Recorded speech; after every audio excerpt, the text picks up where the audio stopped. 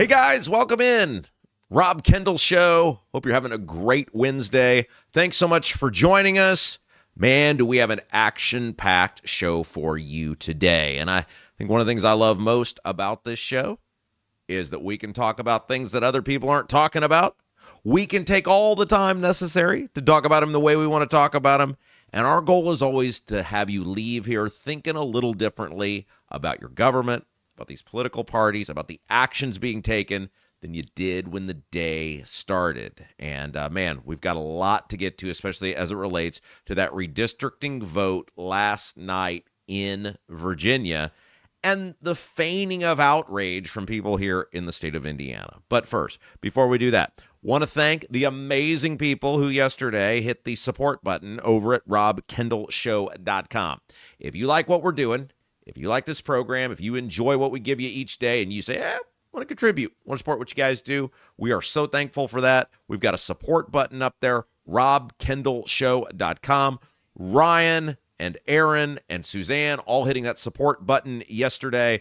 God bless you guys. Man, just the audience response has been amazing on every level.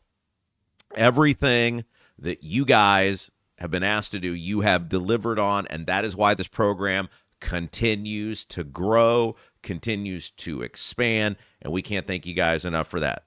By the way, speaking of people who have contributed over at robkendallshow.com, we are acquiring shipping information for those of you who the other day gave the $50 or more to send you that fabulous merch, and a couple of you I have still not heard back from. I sent emails to everyone who on Monday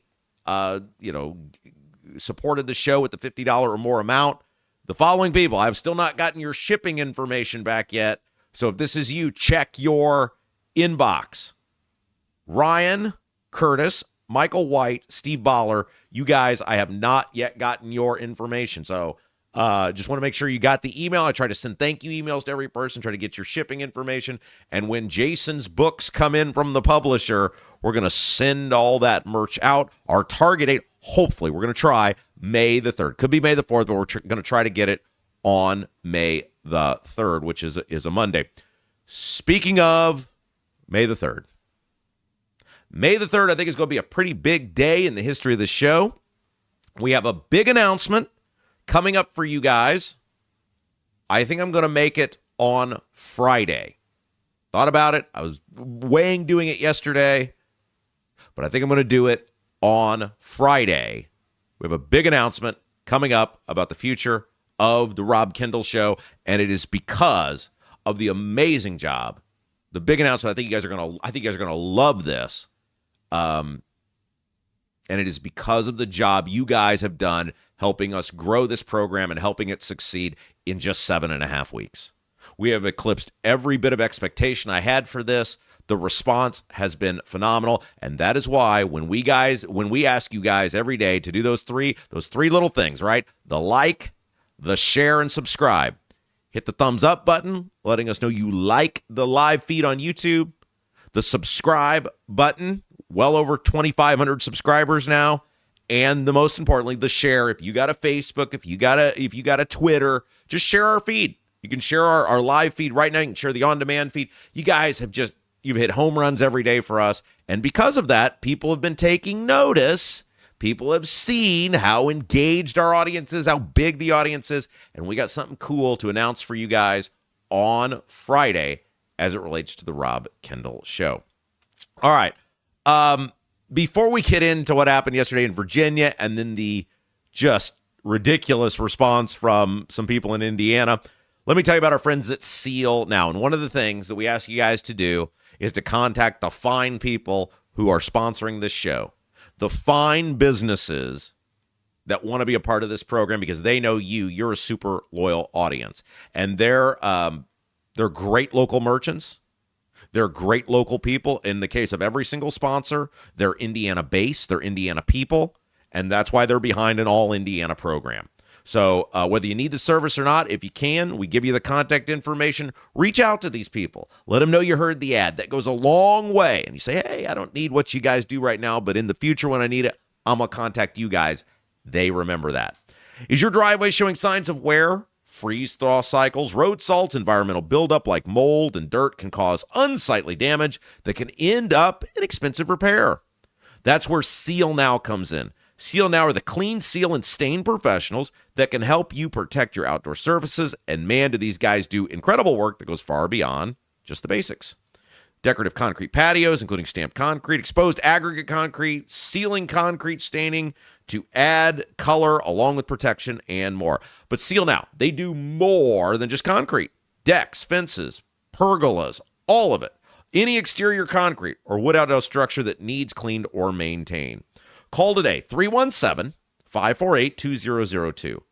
317-548-2002, or visit sealnow.com, SEALNOW.com. By the way, they've got before and after. You've seen those on the ads that we run. They've got before and after pictures there at sealnow.com. These guys do incredible work. If you go to sealnow.com or call 317-548-2002, not only will you get a free estimate, but if you mention you heard about the ad on the Rob Kendall Show, you're going to receive 20% off any long-term sealing project. I told Damon, the owner, I was like, when he came in here, we put this ad together. You sure you want to do that? He goes, oh, yeah, absolutely. 20% off any long-term sealing project for just mentioning the Rob Kendall Show, sealnow.com. All right, let's start with what happened in Virginia last night, because there is this just ridiculous outrage from some people inside the Indiana Republican Party, some activists. And by the way, we're going to talk a little bit about Trump orbit, because there's a huge difference. There are a lot of people that are grifting, that are doing things for themselves that pretend to be Trump people, and they're not. And we're going to separate Trump voters from those people here in just a moment. But let's talk about what happened in Virginia last night and the ridiculous outrage from some in the Indiana Republican Party who prevented what happened in Virginia from happening here. So last night, Virginia voters, via essentially a ballot referendum means something bypasses the legislature for a vote. It goes directly to the people. You go to the polls, you vote yes or no. So via ballot referendum, the people of Virginia voted to change their congressional maps. And in all likelihood, the changing of the congressional maps will probably mean an additional seat or two for the Democrats from the state of Virginia. Now, if we're looking at the history of this, it started in Texas, this mid-cycle redistricting. It was then counteracted in California. The Republicans then did it in Missouri. They did it in North Carolina. They did it in Ohio. All of those will net Republican seats. The Democrats responded by doing it in Virginia. But the idea that it's only Virginia that's doing it is ridiculous. The Republicans have done this in numerous other states, and the big fish, which is still out there, is the state of Florida, which is likely to act in the near future, which will net Republican seats. So the idea that Democrats started this, the idea that Democrats are the only ones doing it, that is not true and ridiculous. Now, look, every state can do what they want to do. And in the state of Indiana, Republican senators made a choice based on what they had heard from their constituents. As much as a very small group of people want to believe that redistricting was this massive issue, it was not. I've seen the public polling done by Republican pollsters. I've seen internal numbers from that public polling that was released from Republican pollsters. Most people were apathetic to it. And those who knew what was going on, they tended to be against it. Republican senators saw this, and they voted accordingly. But let's talk about the ridiculous outrage from people, these politicians, these activists in Indiana last night. Indiana did not redistrict, but the people of Indiana never had an opportunity to have a say. For years, people like myself have advocated for the Indiana General Assembly, with a very high threshold to obtain, allow ballot referendums. allow key issues. Again, when we talk about a high threshold to obtain, a signature requirement, which would put the onus on the people who want a ballot referendum to hit a high threshold to prove there is a vast public interest in whatever the issue is, then allowing that issue to bypass the legislature and go on the ballot for people to decide. This is exactly what happened in Virginia. The people of Virginia had a say and they voted according to their wishes. If the people of Indiana were really supportive of redistricting, then having the ballot referendum would have been the best way to prove that. No need to look at the polls. No need to look at the town halls. We would have the ultimate poll and town hall that mattered, ballot initiative. And for years, the Indiana Republicans in the General Assembly have said no, absolutely not. Because they do not want the people of this state having a voice. They do not want the people of this state to have an opportunity to push back on their bad government. What they have done in the General Assembly is they have gerrymandered the districts. They've rigged the districts to where, other than a few purplish districts in central Indiana, there's blue districts, there's red districts, there's no impeding on the blue and the red. And we can do whatever we want. House districts, Senate districts, we can do whatever we want. There is no pushback from the people because we look at you, and I'm saying the General Assembly, and go, what are you going to do, vote Democrat? And because people have said no matter what crap the Republicans pull on us, we're not voting Democrat, and they don't see Democrats as a threat, the Republicans appeal to their donor and lobbyist crowd at the expense of us, which is why things like medical marijuana are not legal in the state of Indiana, because the pharmaceutical industry and the pharmaceutical lobby, which gives huge money to politicians, don't want it. The Republicans in Indiana have had every opportunity for decades now. For decades, the people of Indiana have been asking for the ability to have a say on key issues. And for decades, the Indiana Republicans, who have controlled Indiana government, have said no. If they had simply done what Virginia has done, then we would have known whether or not the people of Indiana actually wanted redistricting. But instead, the same people who have denied the people of Indiana the ability, or the same types of people, or from the same orbit, or if they've supported the same people who have denied Indiana's ability, the people of Indiana, to have a say, they're now acting outraged that the people of Virginia took control of the situation and made their choice while we don't have that option. Well, rhino Republican senators have let everyone down. My response to them is this. Did you ever consider that maybe the reason their constituents were apathetic at best about redistricting, or in many cases just plain didn't want it, is because Republicans in Indiana and Washington alike don't give the people of Indiana anything to be fired up about having more of them? Like, people will vote Republican because the Democrats are so bad. You know, I was thinking about this last night. Like, it is a shame the Democrats are run by insane people. The Democrat Party, the activist base, are insane, crazy people. And that is a shame because the Republican Party is run by, well, in many cases, just establishment people who are only interested in protecting their own power and the service of their donors and their lobbyists. And so the people of Indiana get screwed, but the biggest reason of that is the Democrats have made themselves irrelevant because they have repeatedly catered to crazy people.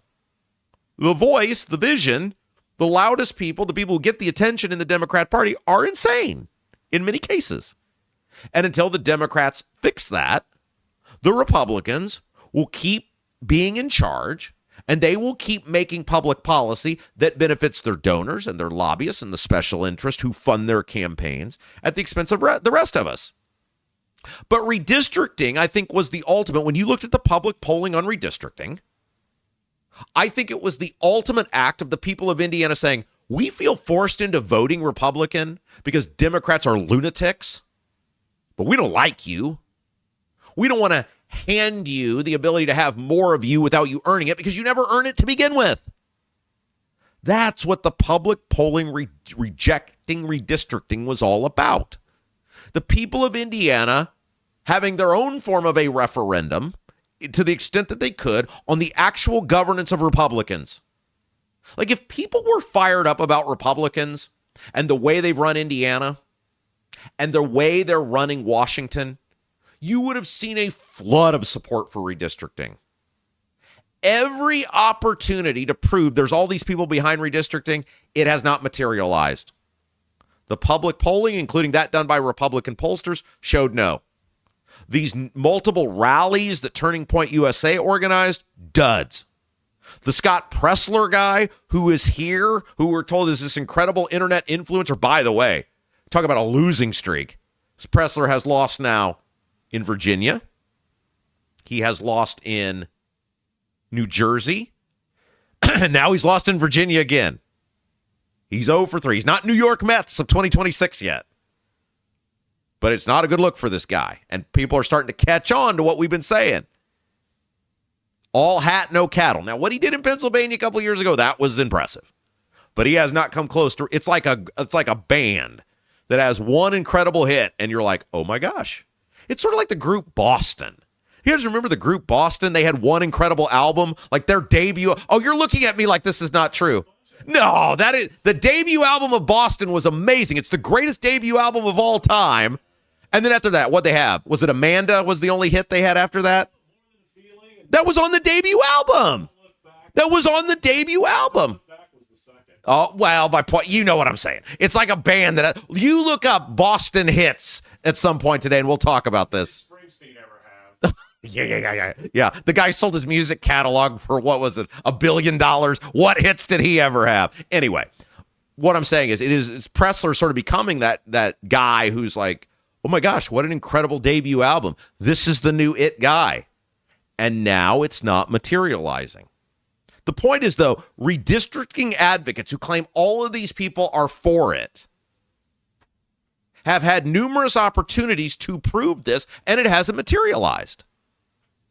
Because redistricting and the public opinion on redistricting is saying Republicans in Indiana, we're stuck with you because we can't go for Democrats. We're stuck with you, but we don't like you. We don't appreciate the way you've led our state. We don't appreciate the way you're leading our country. We don't appreciate the spending and the taxes and the crony capitalism. So no, we're not going to be in favor of allowing the maps to be rigged so that more bad Republicans like Jefferson Shreve can be elected. The rigging of the maps was the Jennifer Ruth Green Election Act, which is what they should have called it. And if you doubt me, what happened as soon as the maps didn't get changed? Jennifer Ruth Green announced she wasn't going to run for Congress. And look at the crop that the Republicans have been able to come up with in that first congressional district. It's abysmal. The rigging of the maps was supposedly all about winning that first congressional district. And if you want to win, if it really was a swing district, which the Republicans have said for years it is, the first congressional district, Northwest Indiana, wouldn't you have put all your time after it didn't pass into candidate recruitment, campaign organization, all this money that's going against defeating these senators or vice versa, going up the tens of millions of dollars that's being sent into that district? But it isn't about, it has never been about redistricting for better government. It's been about redistricting to protect Trump. It's been about redistricting to rig the map so that Republicans can hang on to power. And people are like, we're not going to facilitate your shenanigans. We may be stuck with you, but we don't have to like you. And we don't have to rig the system to help bad government remain in full force. If the Republicans really want to win more seats in Congress, especially in swing districts, here's what you have to do. You have to govern better. You have to govern better at a local level. You have to govern better at a national level. That's it. If people like the condition of their life, if they like the condition of their government, if they like the way things are going, they will vote for you. It's just that simple. But Republicans, time and again, make promises when they campaign that they don't follow through on when they're elected. And look, governing is hard because you gotta stand up for the people. You gotta flip a middle finger to the special interest. I have asked this question repeatedly. What would one more Jefferson Shreve, how would that have made my life any better? No one can answer that. What have the Republicans done the past 2 years that you telling me one more or even two more Jefferson Shreves would make my life any better? There was no answer to that. The answer is nothing. What have we gotten under Republicans since Trump got back in office? We do have a better border. I will grant that. But everything else? Gas prices are more expensive than when Trump came in office. Inflation is still very high. He has affordability still totally out of control.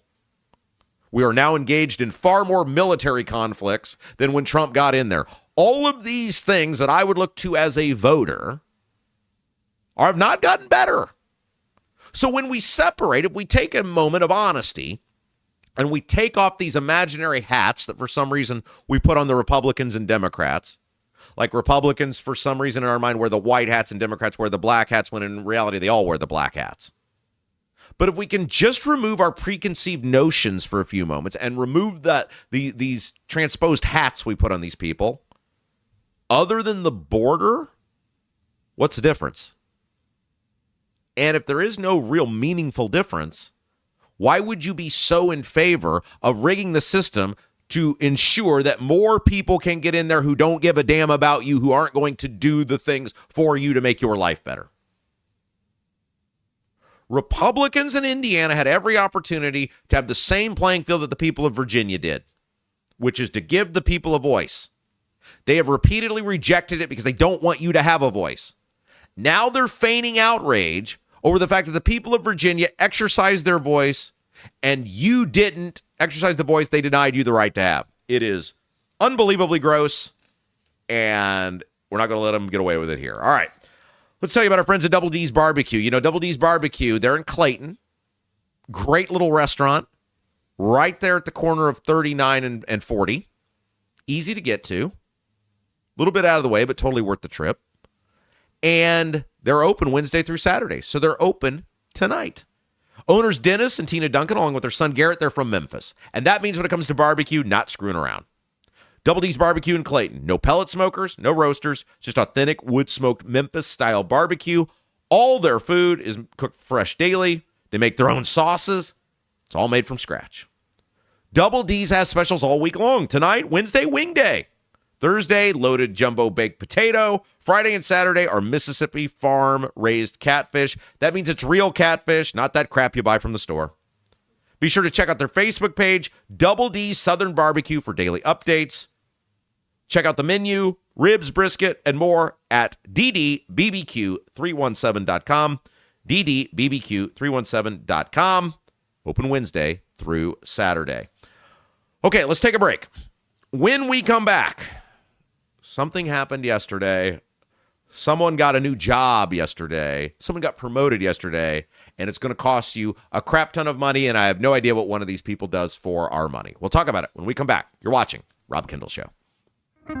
If authentic wood-smoked barbecue is your thing, Double D's Barbecue in Clayton is the place for you. Owners Dennis and Tina Duncan, along with their son Garrett, are from Memphis. So when it comes to barbecue, they're not screwing around. No pellet smokers, no roasters, just authentic wood-smoked Memphis-style barbecue. All of Double D's food is cooked fresh daily, and it's all made from scratch. Double D's Barbecue, located at 40 and 39 in Clayton, is open all day Wednesday through Saturday, but get there early because once they're sold out, they're done. Check out the full menu, ribs, brisket, and more at ddbbq317.com. Are you seeing cracks in mortar, moisture working through walls, facade or structural failure beginning to surface? Bramwell Mackay sets the standard for exterior and structural building solutions. Our 40-year master masons and industry experts address moisture intrusion, failing foundations, masonry deterioration, and more. From preserving historic landmarks to addressing modern building envelope issues, Bramwell Mackay delivers full-spectrum service with white-glove professionalism. In Indianapolis, call 812-33-BRICK. 812-33-BRICK. Hi, I'm John Piper. I'm running for Congress in Indiana. I'm the only candidate in the United States of America exposing the crisis we have in mother's breast milk. Purdue University is a major player in that. Purdue is selling our veterinarians to out-of-state corporations for big money. Bobby Kennedy needs to know about it effective immediately. We are 55,000 veterinarians short across the United States. My two major opponents, Craig Haggard and Jim Barrett, are both protecting the Iranian terror cell in Plainfield, Indiana. I'm John Piper. I approve this message. Paid for Friends for Piper for Congress.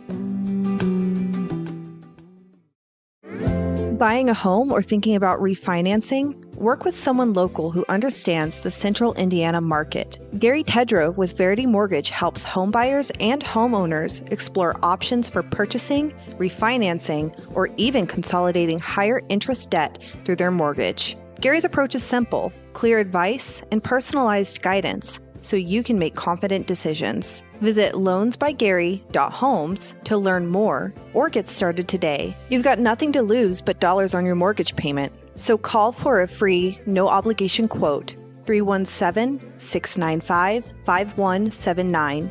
Gary Tedrow, NMLS number 179207 with Verity Mortgage, NMLS number 70345, an equal housing opportunity lender. I'm Doug Cobb for Clay County Commissioner. I'm running to bring transparency back to our local government. As a concerned citizen, I want to know what's going on. We need new and fresh ideas for today's challenges. We need a vision for future generations. As a small business owner, I want to explore and promote opportunities to make us all successful. Let's create a brighter future for Clay County together. I'm Doug Cobb, running for Clay County Commissioner, and I approve this message. Paid for by Linda Cheeson.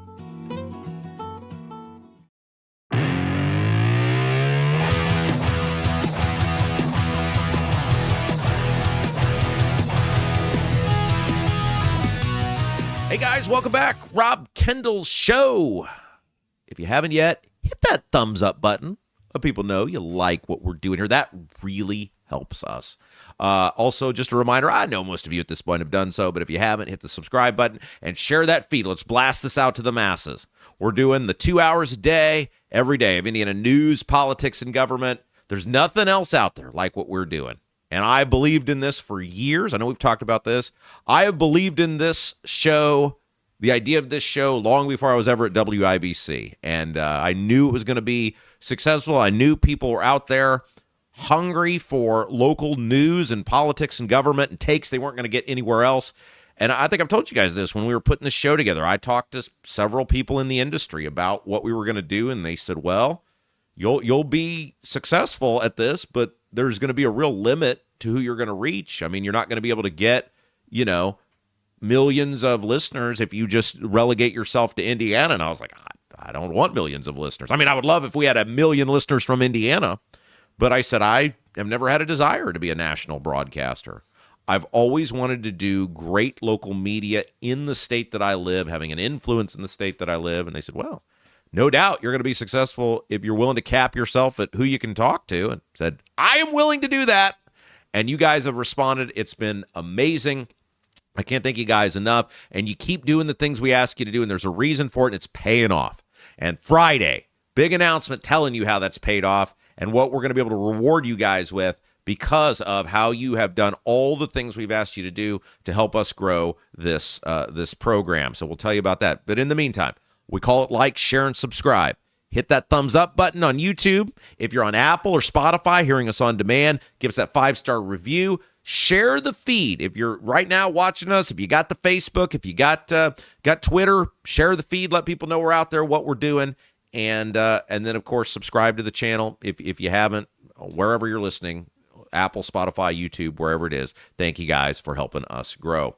Hey, don't leave your biggest investment to chance. Work with Lauren Wilson, a realtor who is Hoosier through and through, military vet, and dedicated to a higher standard of service. We had Lauren on yesterday where we're talking about, is there indeed a housing shortage in central Indiana, across the state of Indiana? Who has the advantage, buyers and sellers? We've got that interview up. If you want to check it out on our videos tab there on YouTube, if you want to go back and listen to that after we get done today. Speaking of things you can go back and listen to later today, State House Happenings. We try to get that posted on Wednesday mornings.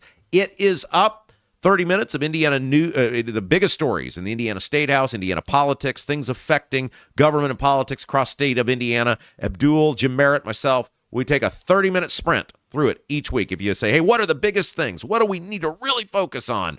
That's the place to do it. State House Happenings, new episode now available on the videos tab. But getting back to Lauren Wilson, real estate is about big life changes, and Lauren Wilson gets that. Whether you're upgrading for a growing family or downsizing for retirement, Lauren provides the hands-on experience that takes the stress out of the process. Give Lauren Wilson with @Properties a call for your next move. 317-590-2290. 317-590-2290. Local realtor. We love that. We're all about local here. And get to know Lauren Wilson. 317-590-2290. Okay. So last segment, we talked about redistricting. And one of the reasons I think that the polling overwhelmingly showed that people were against redistricting, and all of the public events about redistricting failed to materialize into anything significant in terms of public attendance or people being fired up, is because of the bad way Republicans govern Indiana. The bad way Republicans in Indiana have governed in Washington, D.C. And people look at that and go, nah, no thanks. Like, I'm stuck with you guys. But I don't have to like you. I don't have to rig the game further in your favor. And this next story is another great example of that.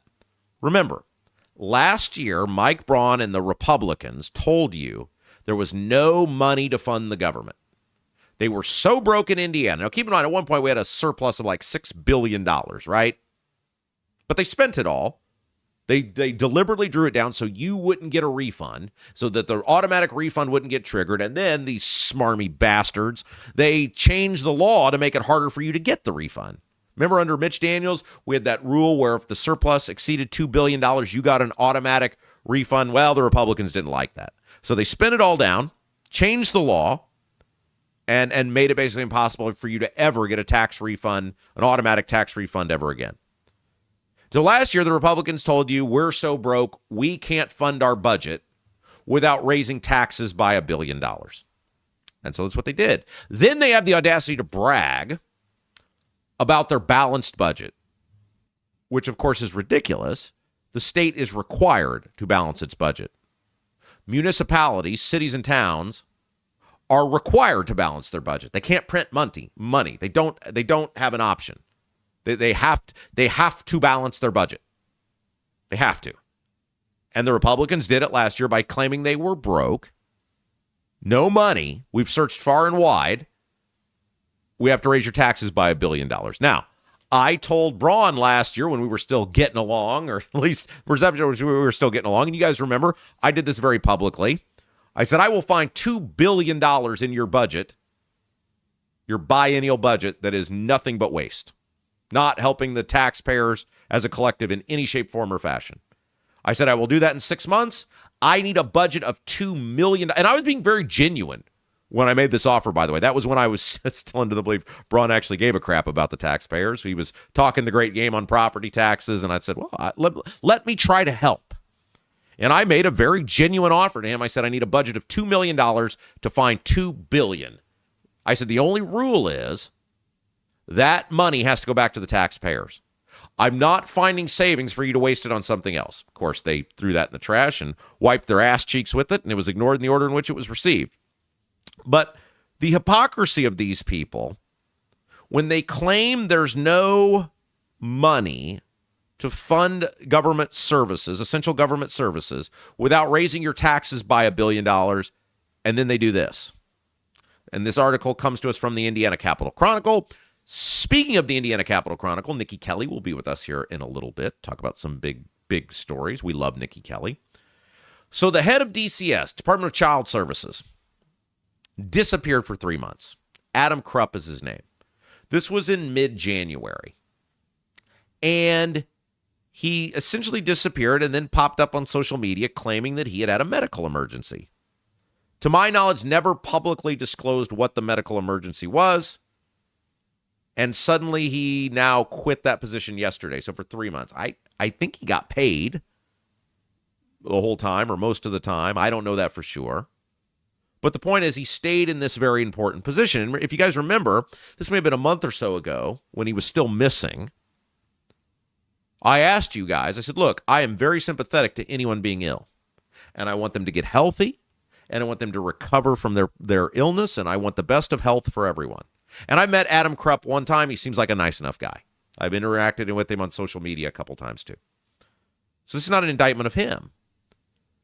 But when you are the head of a very important agency, which is in charge of protecting children, which DCS is, I'm not down with you disappearing for months at a time and not disclosing to me, one, what the deal actually is, and two, when you're coming back.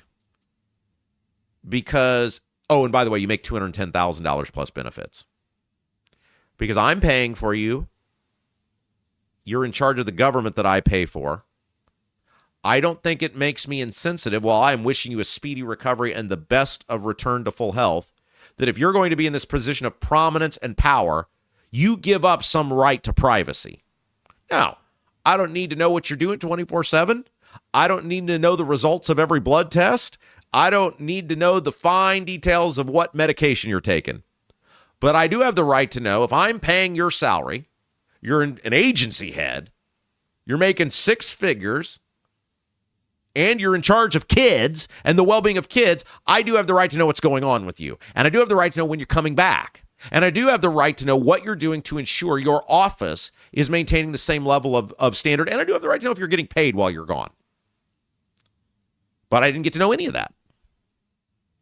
So then yesterday, 3 months later, more than 3 months later, after he left, an announcement comes out that Krupp is now no longer the head of DCS. He's been replaced by a woman by the name of Jennifer Dorfmeyer, who has been leading DCS in an acting capacity while Krupp was gone. Okay? Problem solved, right? No. Because not only is Dorfmeyer now going to get a significant raise, according to the Capitol Chronicle, from $167,500. By the way, when we talk about public servants, think about, this is one of the things that outraged me when I was in the government. You guys may know I spent 2 very long years in the Indiana state government. If I make it to 95 years old, I want on my tombstone, he should have lived to 99, but he made a mistake and went to work for the state of Indiana. That's what I want on my tombstone. I have no doubt I lost years of my life being pissed off and frustrated every day working for the state. And one of the things that really angered me was how horribly the rank and file state workers were treated and how they were paid versus the tippy top people, who I felt like were, for the most part, totally worthless and did next to nothing. I know I told this story on the radio. I don't know if I told this story on the show, and we have new people on all the time.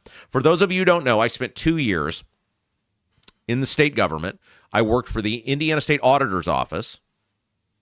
I worked for 3 state auditors in a matter of about 6 months. Someday we'll tell that whole story. I think we've touched on it briefly on the radio show, but someday I think enough time has expired. Maybe I'll just tell the whole story. Now that I work for myself again, I think I'll tell that whole story. Maybe we'll have Erin Sheridan come in with me and she'll tell it with me. But I worked for 3 state auditors in 6 months. And then I tried to leave, and they wouldn't let me leave. They said, no, you've done a really good job. We want you to stay. And I was like, I don't want to stay. I don't want to do this anymore. I want to go home. And the Pence administration initially offered me the job as the director of the medical licensing board. True story. And I was like, I'm not a doctor. You don't have to be a doctor. You're just an administrator. I was like, I think you should probably have some sort of medical background to do this. I'm like, no, you did a great job. You've run a business. We like you. And this is when I still, to some extent, believed in Mike Pence. Little things were happening, and we'll talk about some of these things. It'll be a why does Rob Kendall hate Mike Pence origin story, and it all stems from this period of time. And so they came to me and said, we want you to be medical licensing board director. I was like, I think you have to be a doctor. They're like, no, it's just an administrative role. I was like, well, medical licensing board's abortion. And there's a lot of really passionate people on that. For the amount of money that you guys pay, I don't think so. No. I'm going home. And then they came back and they're like, what if we made you the pharmacy board director?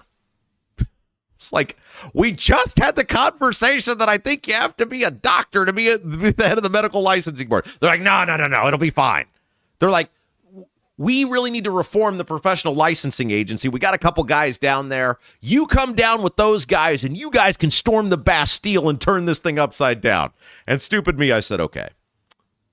And when I got down there, I realized, and again, someday maybe we would probably have to do a whole show on all of this, and maybe we will do that. Because you guys seem to like the Rob Kendall origin stories.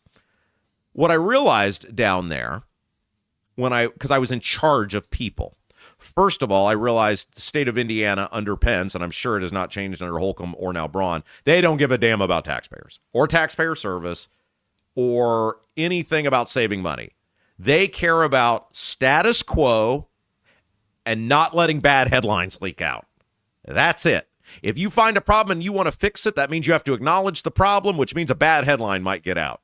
And they're like, True story. Jason will remember this because he will remember this. They made me go on these conference trips, like to other states. And I looked into the conference trip and I'm like, there's nothing I'm going to learn here that's going to help the taxpayers. There's no need for me to go. Let's save the money. Like, let's put it towards our workers. You're talking thousands of dollars. You got to go out there. You got to pay to go out there. I don't fly, so I had to pay to rent a car. And I told them, I'm not getting on the death tube. Under zero circumstances will I get on the death tube. Like, okay, well, you can rent a car and go. I said, well, I ain't driving to Washington, D.C. Didn't we go to South Carolina, too? Savannah. That's right. It was Georgia. And they were making me go on these trips. And I was like, oh, I'm not doing this. But they made me go. And I was like, well, I'm not driving across the country. I'm not doing this, blah, blah, blah, blah, blah.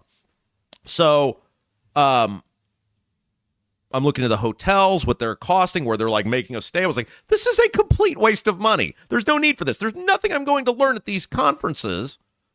And they're like, you have to go. So I went. My highlight of going to one of those trips was I got into it wasn't quite a shouting match, but it was a very spirited back and forth with a DEA guy over them lecturing on the dangers of legalized marijuana. And it wasn't shouting, but it didn't look well on my permanent record. I said, you guys are getting people hooked on these dangerous opioids left and right. You allow these dangerous opioids to destroy people, and you have the audacity to sit here and flap your gums about legal medical marijuana. Anyway, one of the things, this is a true story. So I was in charge of people. I had a group of people that worked under me, the customer service representatives. And all of these things that I would do to save the taxpayers money, all of these things, they had me go to these meetings. This is a waste of time. We're understaffed. I should be doing stuff to help my workers out so that we can process these licensure claims and all of these things that we're supposed to be doing, because aren't we supposed to be here for the taxpayers? And they would fight with me about this, and they would yell at me about this, and they would lecture me about this. They hated me and I hated them.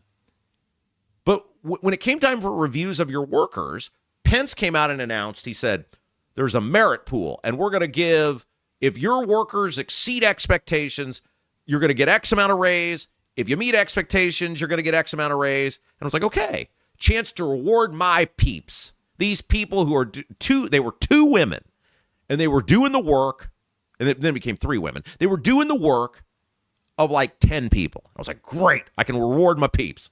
So I do these evaluations of these people, and I lay this out, and I say, okay, they all exceed expectations. These people are phenomenal. They're hard workers. They deal with all this crap every day. They deserve whatever the number is. I think it was 5%. It's okay, 5% raise. I turn the form in.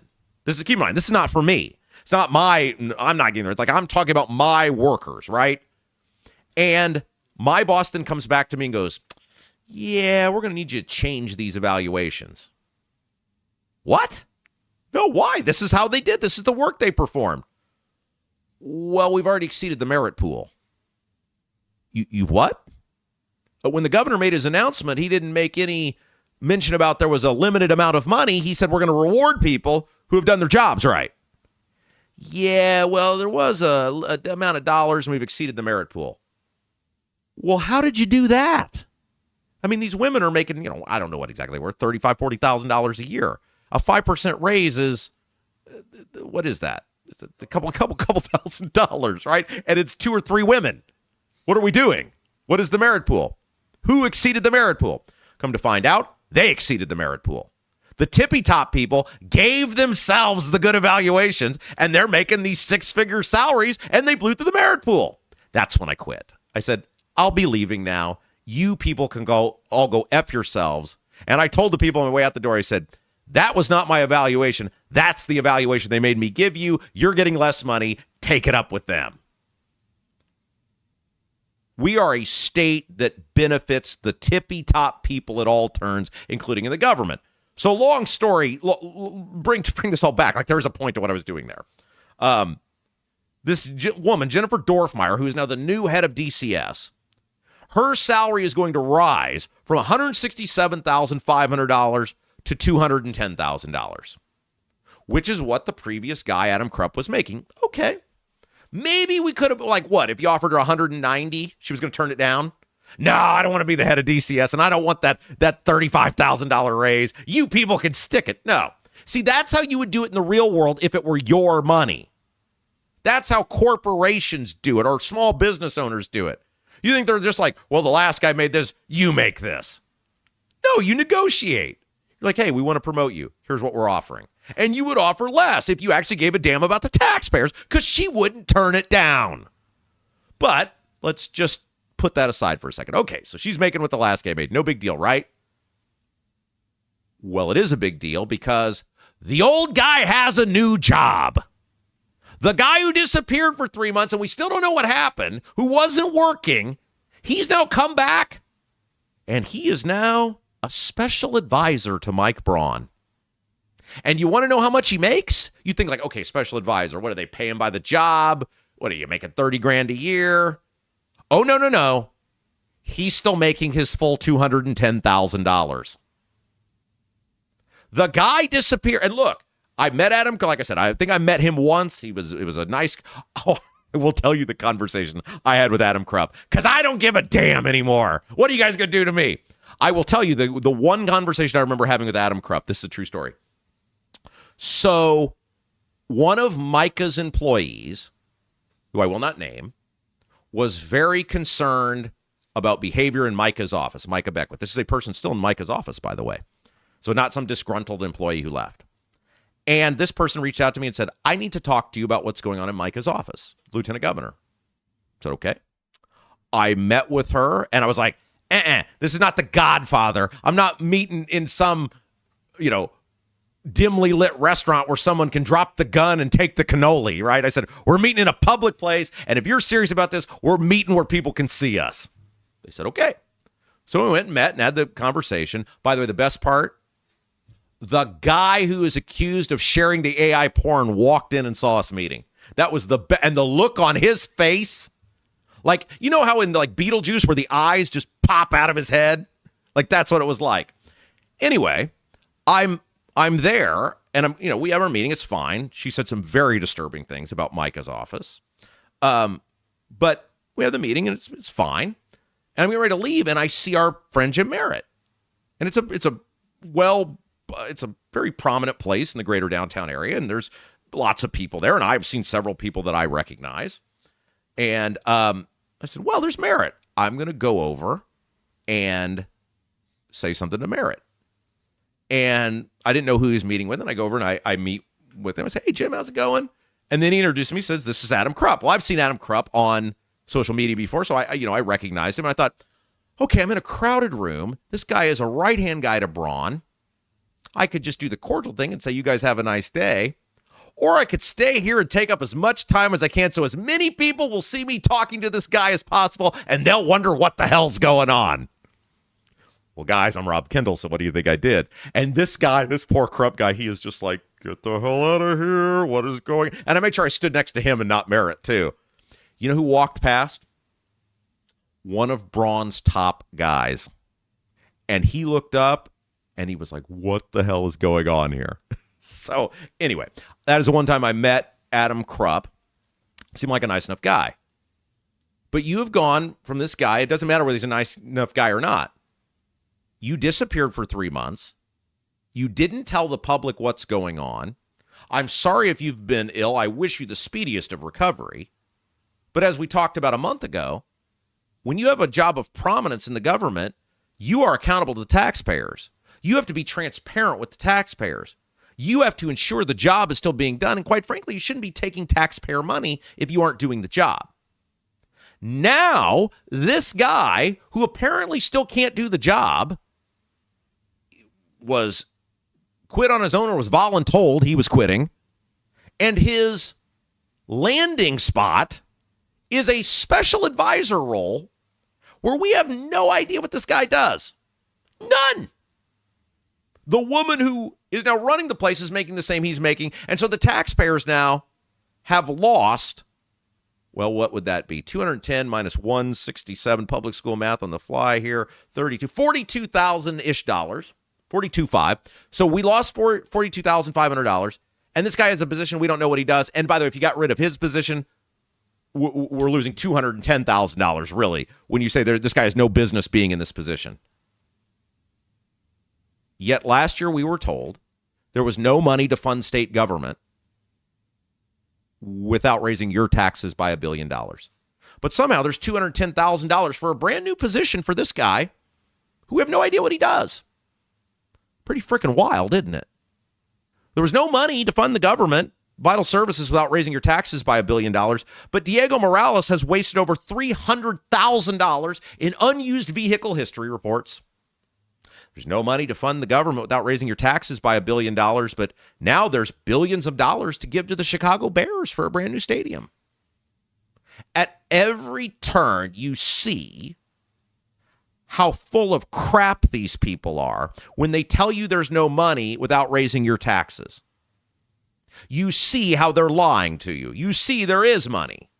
You see there's plenty of money. The revenue is never the issue. It's the allocation of revenue that's the issue. This guy should be ashamed of himself. And like I said, I've interacted with him a couple times on social media. Seems like a nice guy. But the fact that he's taking this money for this role that no one knows what he's doing after he disappeared for 3 months and still hasn't disclosed what was going on, people should be outraged about this. We're now paying two people $210,000 a year plus benefits at DCS. And one guy, we have no idea what he does. Hey, guys, you got a leaky chimney, water in the basement, cracks around the exterior of your home? Bramwell Mackay Property Services and Consultants is your authority for chimney repair, tuck pointing, foundation repair, crawl space to basement conversions, basement waterproofing, and more. Bramwell Mackay doesn't offer quick patches. Their team of 40-year master masons and industry experts address the root cause and provide solutions that last lifetimes. Your home is one of your biggest investments. Treat it that way. Bramwell Mackay, BRAMWELLMCKAY, your masonry, foundation, and chimney specialists. And by the way, Capital Chronicle, again, with the reporting on that, those guys do incredible work. And just check out our sponsors, all of them, all these great people who step up and make our show possible. Okay, let's talk about the hypocrisy of Todd Rokita when we come back, shall we? He is now advocating against the law that was once his signature accomplishment as Indiana Secretary of State. We will talk about that when we come back. You're watching Rob Kendall Show. Is your driveway showing signs of wear? Freeze-thaw cycles, road salt, environmental buildup like mold and dirt can all cause unsightly damage that can end up in an expensive repair. That's where Seal Now comes in. Seal Now are the clean, seal, and stain professionals that can help you protect your outdoor surfaces. Got a worn-out fence or deck? They can revive the look while providing long-term protection. Call today, 317-548-2002, or visit sealnow.com. Not only will you get a free estimate, but mention you heard about Seal Now on the Rob Kendall Show and receive 20% off any long-term sealing project. Hi, I'm Lauren Wilson, a realtor with App Properties.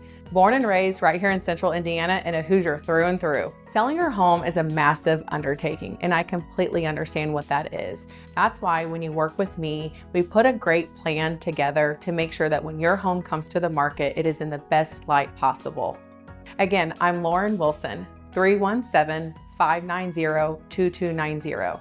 317-590-2290.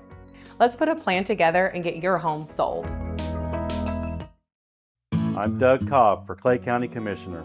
I'm running to bring transparency back to our local government. As a concerned citizen, I want to know what's going on. We need new and fresh ideas for today's challenges. We need a vision for future generations. As a small business owner, I want to explore and promote opportunities to make us all successful. Let's create a brighter future for Clay County together. I'm Doug Cobb, running for Clay County Commissioner, and I approve this message. Paid for by Linda Cheesem.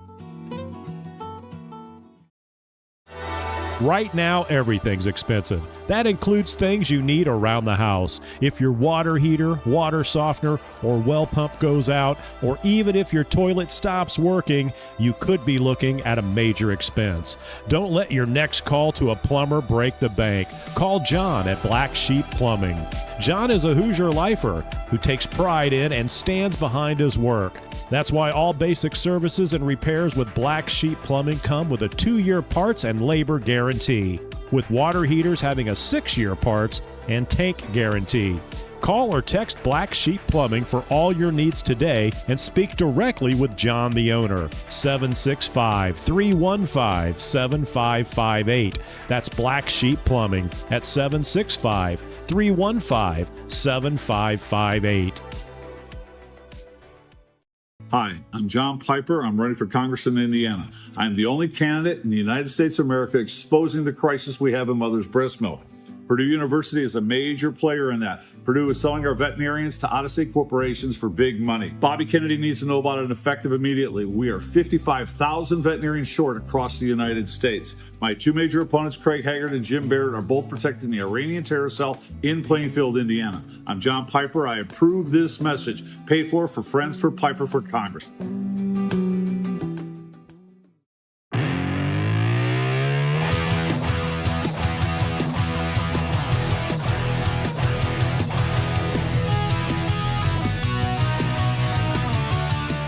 Hey guys, welcome back.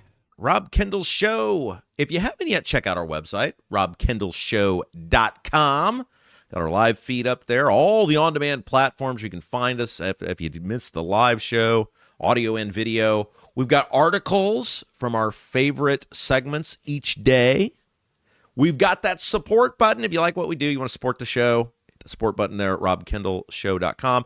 And we got that billboard up on 65 now. And you can see what the billboard looks like. By the way, yes, if you're new, welcome. Here's what we do. We do 2 hours of Indiana news, politics, and government every single day. Nobody else is doing what we do. We're glad to have you here with us. We want to make you the smartest Hoosier in every office, parent group, pickleball club, whatever you're a part of. We want you to know about everything going on with Indiana news, politics, and government. And Friday, we got a big announcement coming up for this show.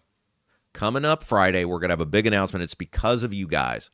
The great job you guys have done the past 7.5 weeks helping this show grow and the influence you're allowing us to have and getting the word out. You guys have just been awesome. And so we're pretty proud of what we're going to tell you coming up on Friday. And we made a promise to you guys when we started this show. We said we're 2 guys in a room. We're not pretending to be something we're not. We don't have a bunch of corporate money behind us. We're not pretending that we're in a Taj Mahal, but we are going to come in here and we're going to bust our ass for you guys every single day, all day, every day. Is that better? There we go. And see right there, right? Like it's all on the fly. And we're doing this for you guys, and we're going to do this to the best of our ability. And we asked if you engage with us that we will do our best to hold these politicians accountable, to tell you what's going on, to help you be informed so you can hopefully go out into your communities and be better advocates for better government. And you guys have held up your end of the bargain on that. And so now we're going to try to do something pretty cool for you guys, because as this show grows, we all grow together. Hey, are you buying a home or thinking of refinancing? Work with someone local who understands the central Indiana market. Gary Tedrow with Verity Mortgage helps home buyers and homeowners explore options for purchasing, refinancing, or even consolidating higher interest debt through their mortgage. Gary's approach is simple. Clear advice, personalized guidance so you can make confident decisions. Visit loansbygary.homes, call 317-695-5179, loansbygary.homes, or call 317-695-5179 to get started today. You got nothing to lose but dollars on your mortgage payment, potentially. 317-695-5179. Gary Tedrow in MLS, number 179207, with Verity Mortgage in MLS, number 70345, an equal housing opportunity lender. Okay, let's talk about Todd Rokita for a second, shall we? Our old buddy Todd Rokita. It's been a long time since we've ripped on Todd Rokita. We've kind of given him a free pass on this show so far. And so I want to talk about this. And by the way, we're scheduled to have the guy who was Rokita's comms director, the comms guy, when Rokita was Secretary of State with us tomorrow. Because I don't want you guys just like take my word for this. I want you to hear from somebody who was there at the time. And one of the reasons I'm talking about this is in the era of Trump and in the era of everybody tries to be an internet influencer, including the politicians, people are abandoning good public policy for what I call the grift. And in this case, the grift is everyone's trying to be Trump or curry favor with Trump or get the people who support Trump to support them. These career politicians who desperately want to elevate themselves, every choice they make, it seems like, is about how do I get certain people to like me, even if it means abandoning policies that they've supported for years. That's not good, guys. That's not good government. And I've said this for a long time. It pains me what Todd Rokita has become. Because there was a time where I really looked at Todd Rokita, and look, you guys can find them. They're all over the internet. Rokita and I used to be buddies. Take photos together. I introduced Rokita at events. I really looked at Todd Rokita when he was a congressman after he had been Secretary of State as a guy who actually cared about good government, actually was willing to break away from the party to promote good government. And he was a very good Secretary of State. He was, he was passable as a congressman. That's way better than most people are as congressmen. You just can't get anything done in the Congress. So like I have a reasonable expectation for what could be accomplished. And he was a guy that I kind of looked at and said, okay, this is a guy that's willing to buck the party when it needs to be done. This is a guy that really cares about good government. And this is maybe somebody that we can really unite around as conservatives, as somebody that we should support in the future. And then 2018 happened and he ran for Senate. And as so many of these guys in the era of Trump, something happened to Todd Rokita's brain. And more importantly, it seems like something happened to Todd Rokita's soul. Like, I'm not saying in like a religious sense, but that guy that he was that I looked at and was like, hey, this is somebody we can really kind of get behind. That person disappeared. And Todd Rokita turned into a guy who desperately wanted to be Trump, tried to be like Trump, and everything he did was like about currying favor from people who liked Trump. And he had a complete meltdown during the Senate race. And ever since then, the guy that I kind of knew and looked at and was like, hey, this guy's pretty on it, that dude has disappeared.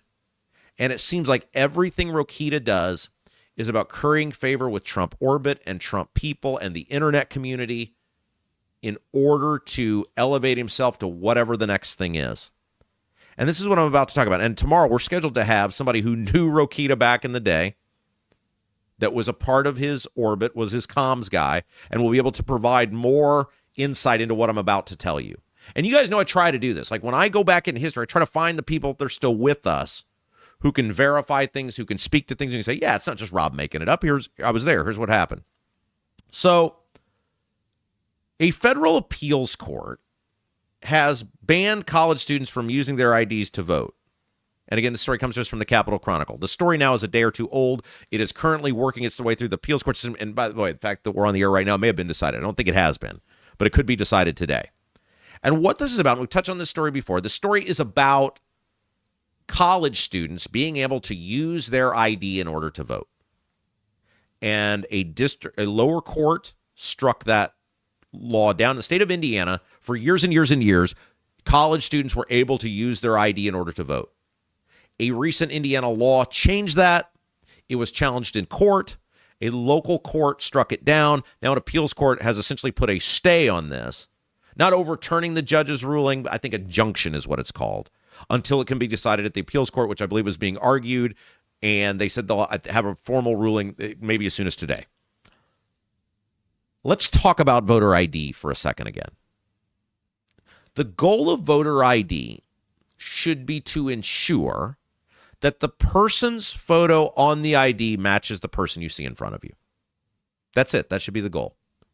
Because you have to sign, and the signature should somewhat match the signature. I realize that people's signatures change over time and they don't always match. But the ultimate goal of voter ID, look, I am not a person who believes we should be spending money encouraging people to vote. We should not be.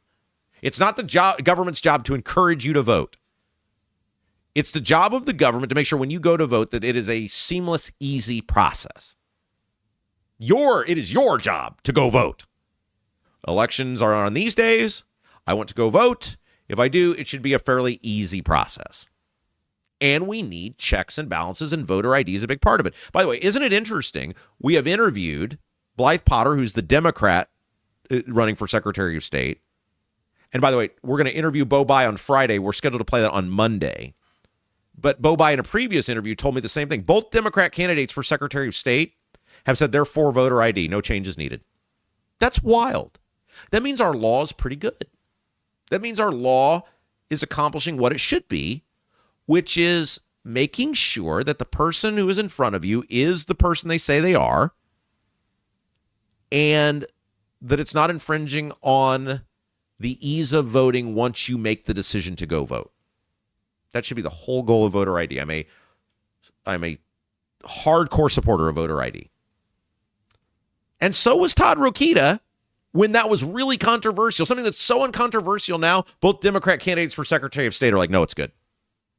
But in the mid-2000s, when Todd Rokita was Secretary of State, he was the leader, and it was the first thing that made me figure out who Todd Rokita was. I did not know. This was back before I was paying attention to politics. I used to read the paper every day. I was a voter, but I didn't know what was going on. I was a college kid.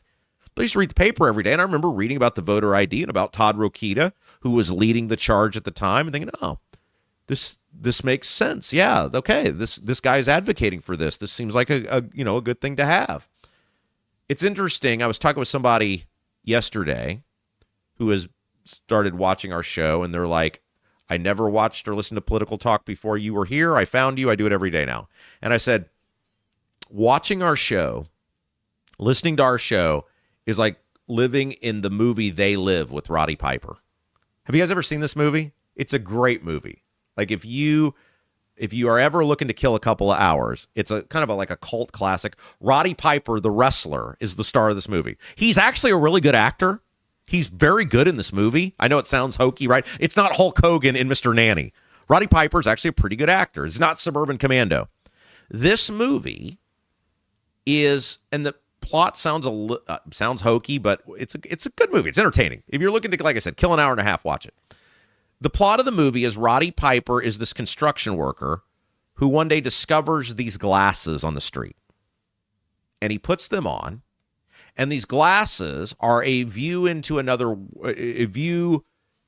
world that actually exists in front of us, in which there are actually these aliens who have taken over, and they've taken the form of humans.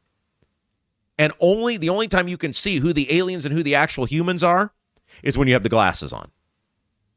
And the movie is a back and forth of him putting these glasses on and taking these glasses off and doing these other things. Of course, he's fighting the aliens. He's trying to save the Earth. But the point is, once he put the glasses on, he never sees anything the same ever again. People who he thought were his friends or he knew or bankers or professional people, they're aliens. A lot of them are aliens.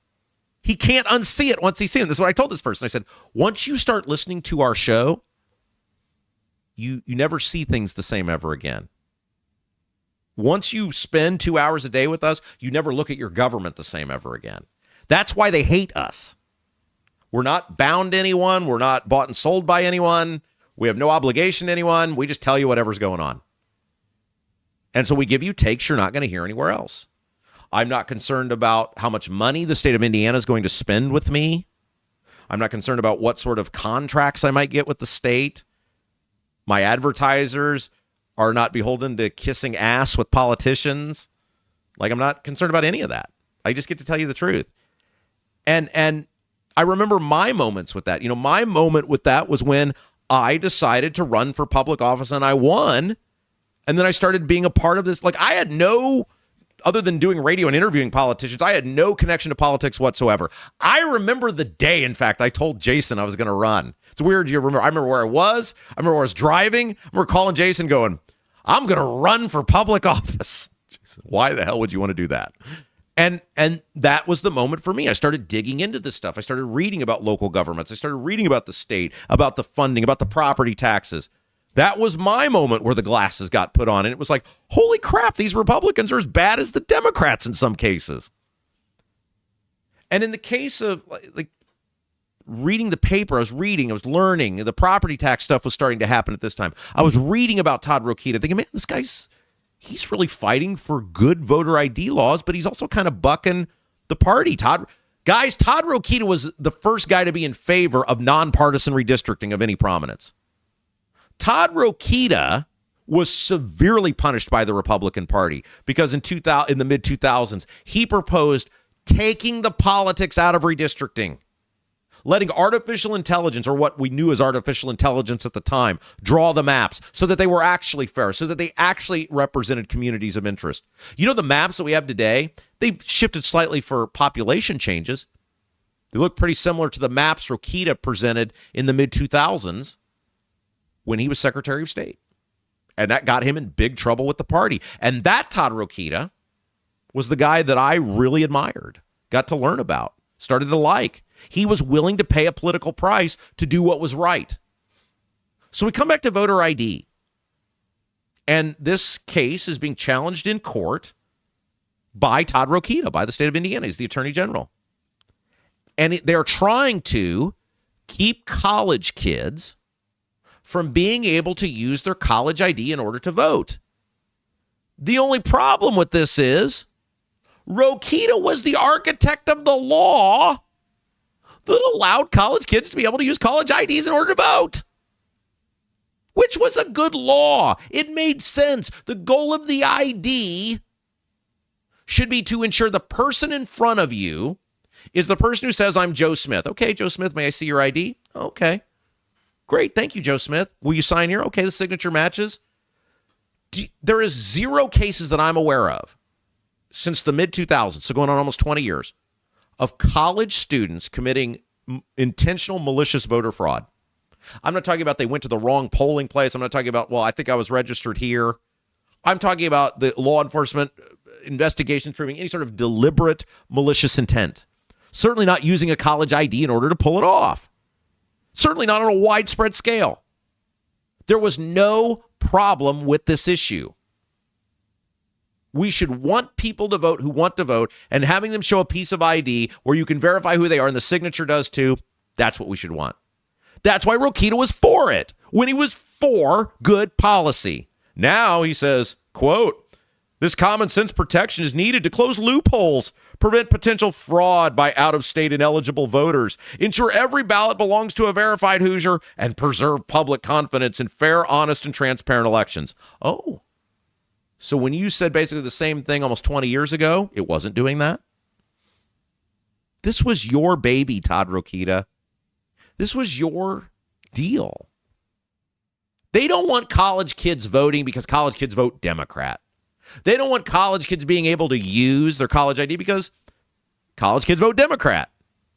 Now, look, argument can be made, and certainly so, that if you really want to vote, go get a driver's license, right? Most kids have a driver's license. I get it. But it's the hypocrisy of this. And it shows how politics warp people. They destroy them.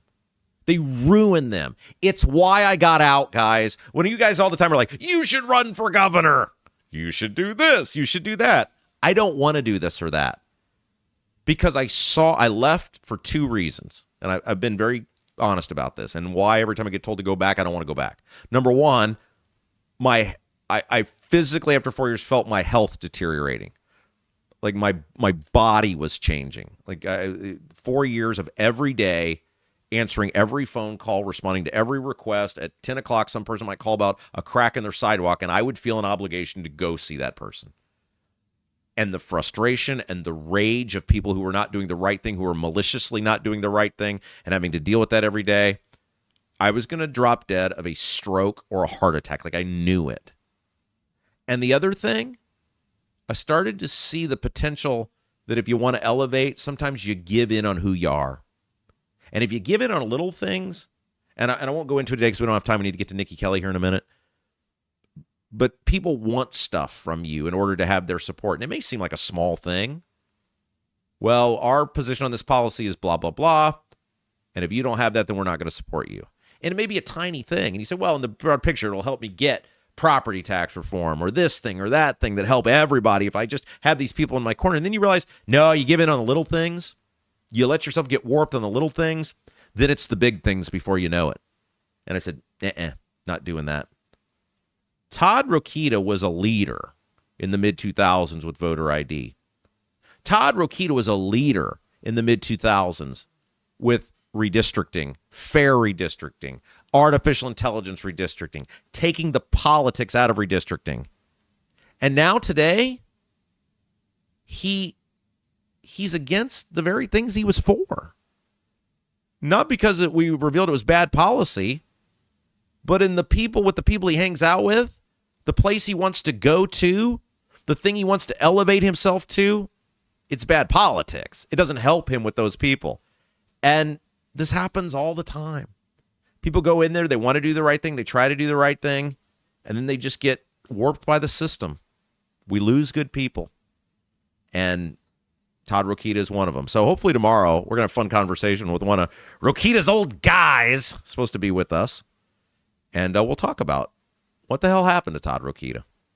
Hey, you guys know, this is something I didn't realize until I met our friend John at Vent Savvy.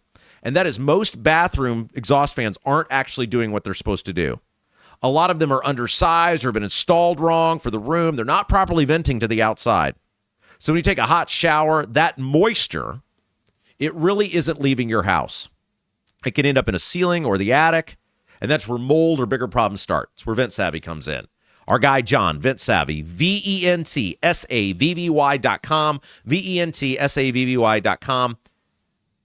Just go there, schedule a free consultation. If you mention you heard about our show, he's going to come to your house free of charge. He doesn't expect anything from you. There's no obligation. He's going to look at your fan. He's going to see if it's venting properly, if it's installed properly.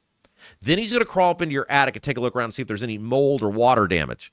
From there, he'll tell you what he found, what some solutions might be if we need to have solutions, and you take it from there. You make all of the choices. No hassle, no obligation. Just go to ventsavvy.com, VENTSAVVY.com. Tell him you heard the ad on our show, and then you get a completely free, no hassle, no obligation consultation. All right, one other thing. We got to get to Nikki Kelly, and then I want to get to that. Of course, we got the YouTube comments. We got a lot of stuff to get to today. A lot of stuff still to get to on the program. Another story, guys, we have another story about a corrupt sheriff. They're everywhere. Okay, so this comes from Fox 59. Look, the state has got to do something about checking these sheriffs because it is out of control. You've got the Jamie Knoll stuff, which was egregious. You've got the Tom Kleinhelter stuff, which is egregious. And now these people in Clinton County, Richard Kelly and his wife, Ashley Kelly, who was the jail matron. And we're going to talk about that here in a second. This is ridiculous. So according to Fox 59, following recent felony charges against the Clinton County Sheriff, by the way, that's Frankfurt, right? Or is that Frankton? Frankfurt. Clinton County is Frankfurt. Look that up for me real quick. Is Frankfurt? Yeah, it's Frankfurt.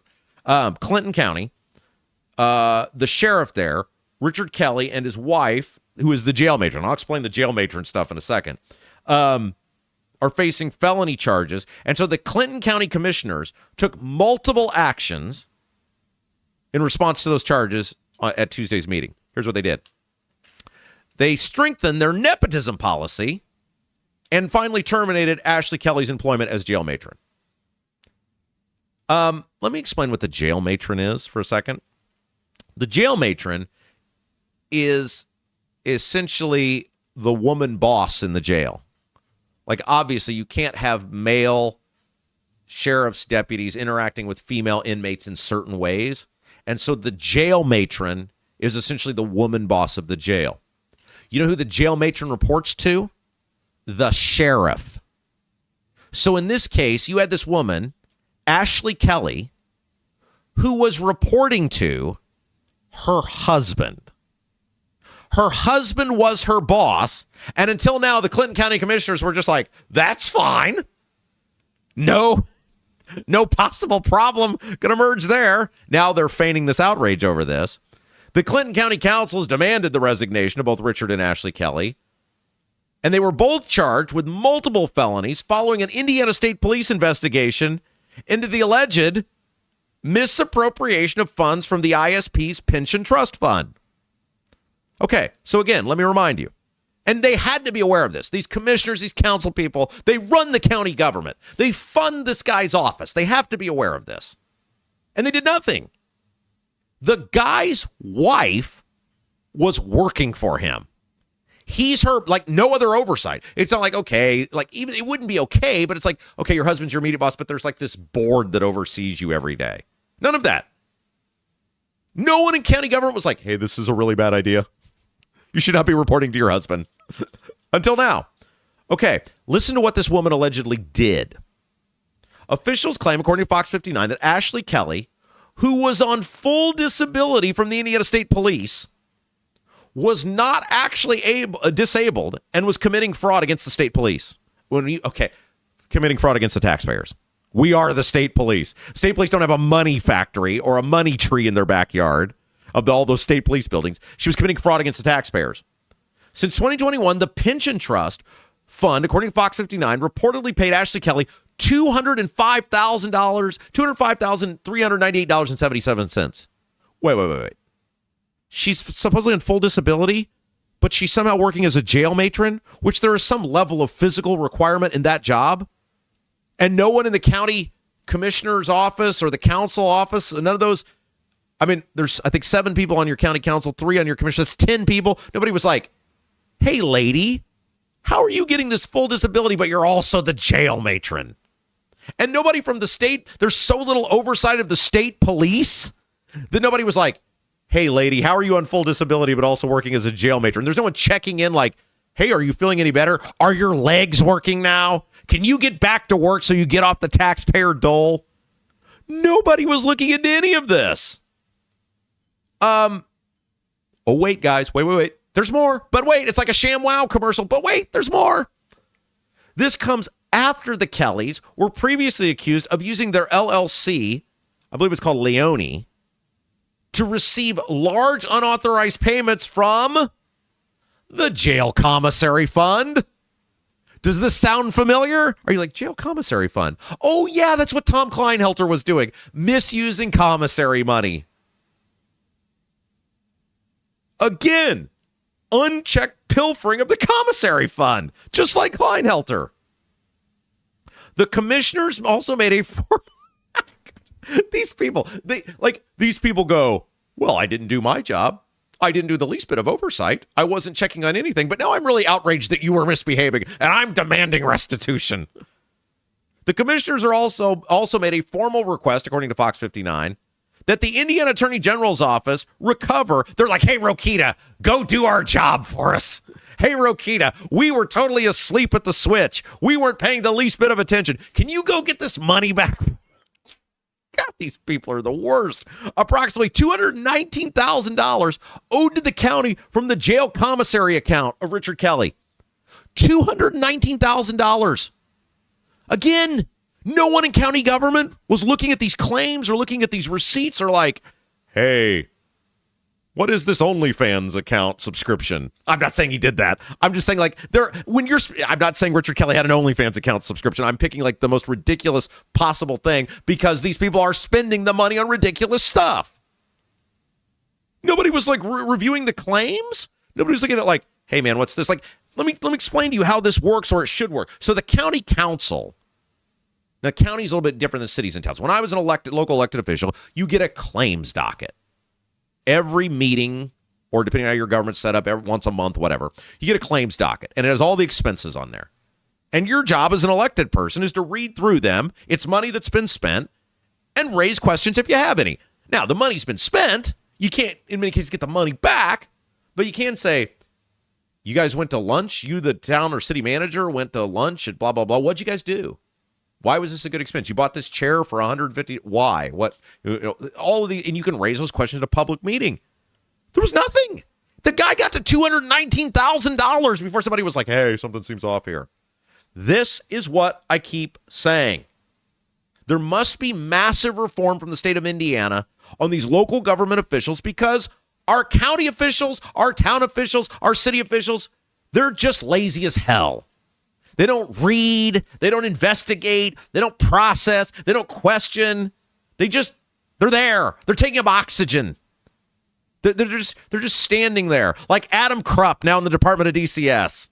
He's just sucking oxygen to the tune of $210,000 a year. My gosh, these people are the worst. And we keep getting screwed. And another sheriff, and now is just, geez Louise. Hey, are you planning a trip? It can be overwhelming. Like apparently keeping track of sheriffs in the state of Indiana. Planning your trip can be overwhelming. You know where you want to go, but not how to make it happen. That's where Baltus Travel comes in.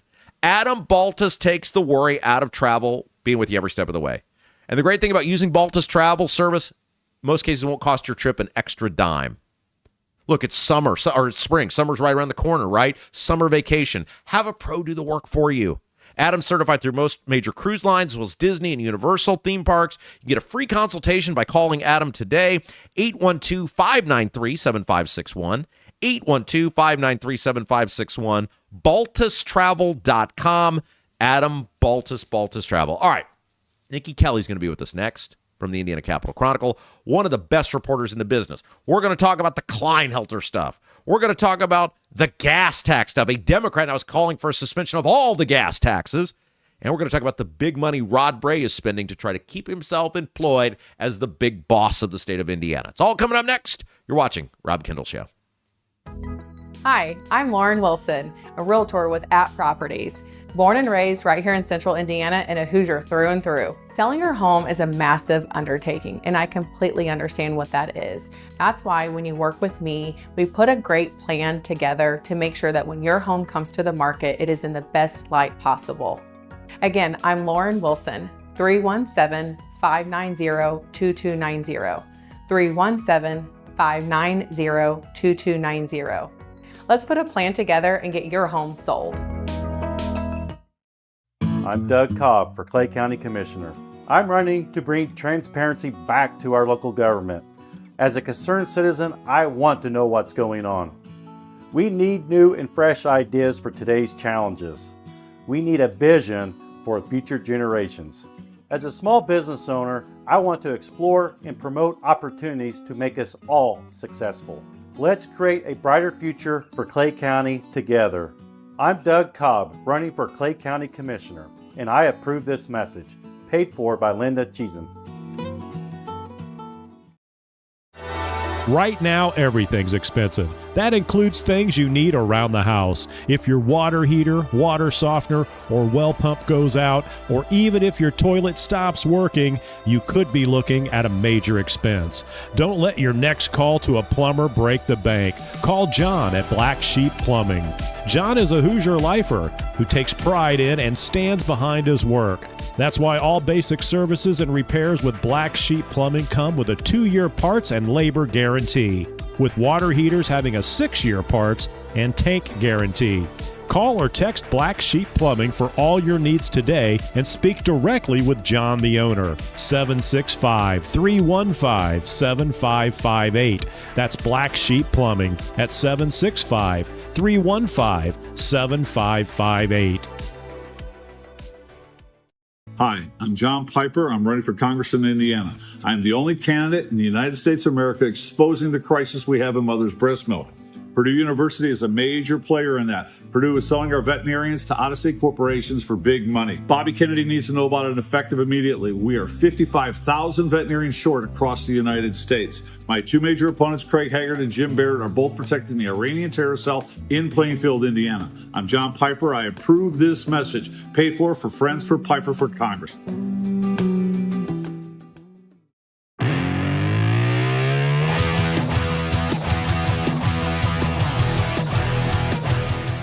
Welcome back. Rob Kendall Show, joined in studio by one of the best in the business, head honcho, The Indiana Capitol Chronicle, the great Nikki Kelly. Hello. Hello. Can I just say, and I know I say this every time, but the Capitol Chronicle is God's great gift to Indiana politics and government. I mean, seriously, you guys cover so many things that nobody else is covering. We are working hard, and that's our goal. We're trying to fill those gaps out there. IndianaCapitalChronicle.com is the website. Let's talk about some of the stories you guys have covered. We'll start with the story near and dear to my heart. The Kleinhelter saga will not end. I don't see how this thing actually ends until we get some sort of answer about how he didn't get indicted. I just think there's a lot of smoke. But until we get to that, tell us what exactly happened the other day. Yeah, basically, the Law Enforcement Training Board wants to pull his law enforcement certification. They had a settlement deal put in front of them. It would have had him resign from the board immediately because he was on the board that wants to take away his own certification. So I did not imagine that, because I'm reading this, and I knew this before, but I'm reading it in the story to our audience, and I said, he's on the board investigating himself. Yeah. And then the second part of the agreement would have been he gives up his law enforcement certification January 1.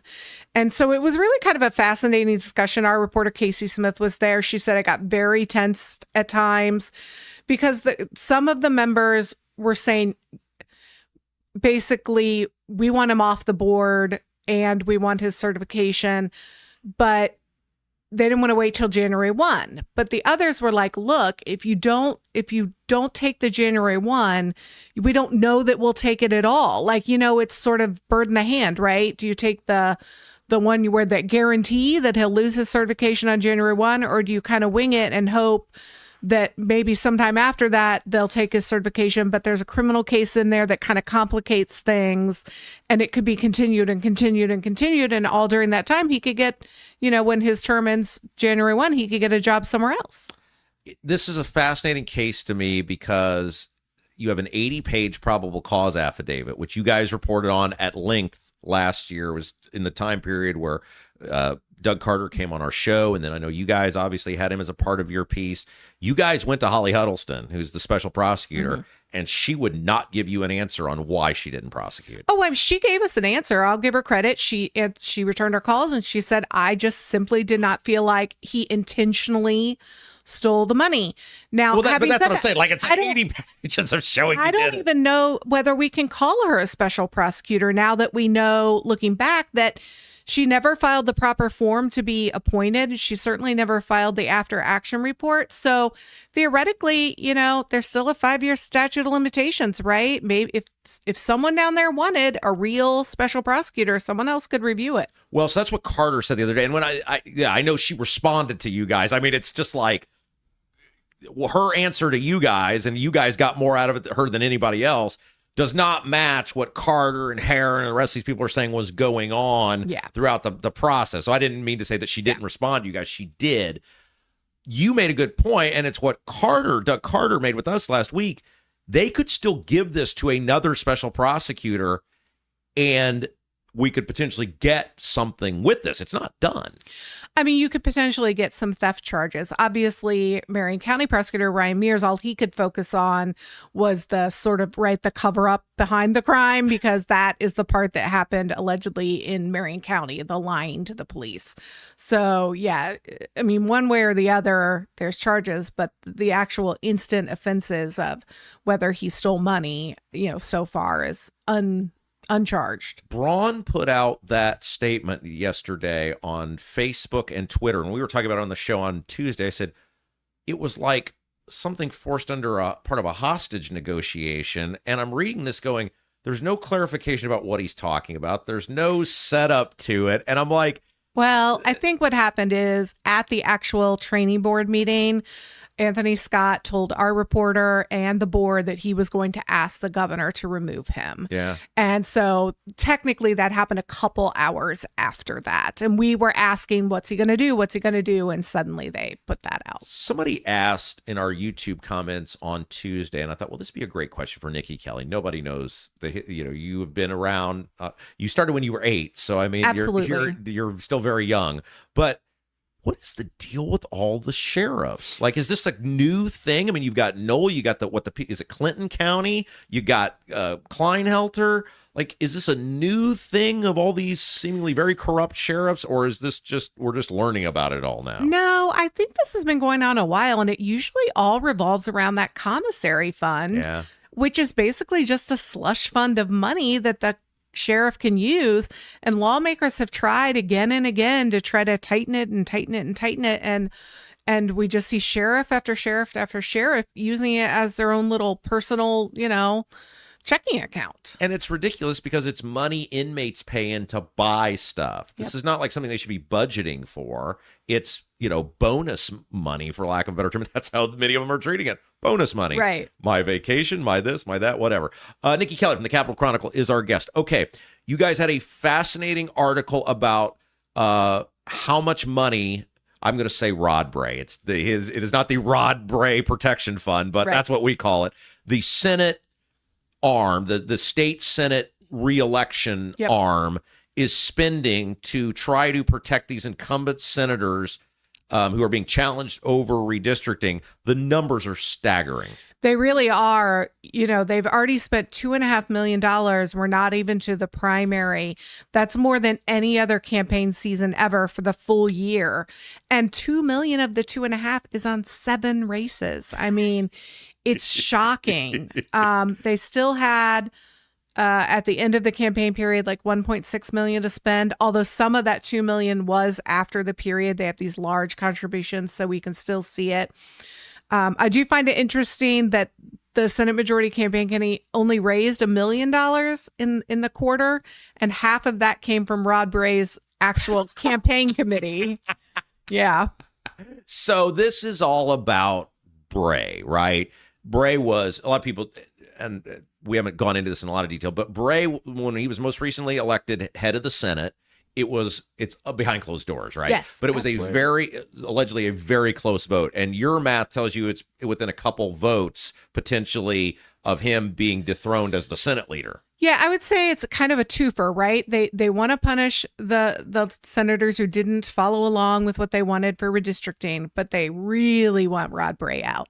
He's not up for election until 2028. So the key is to get candidates who will vote against him in a leadership vote, which usually happens the day or two after the November election.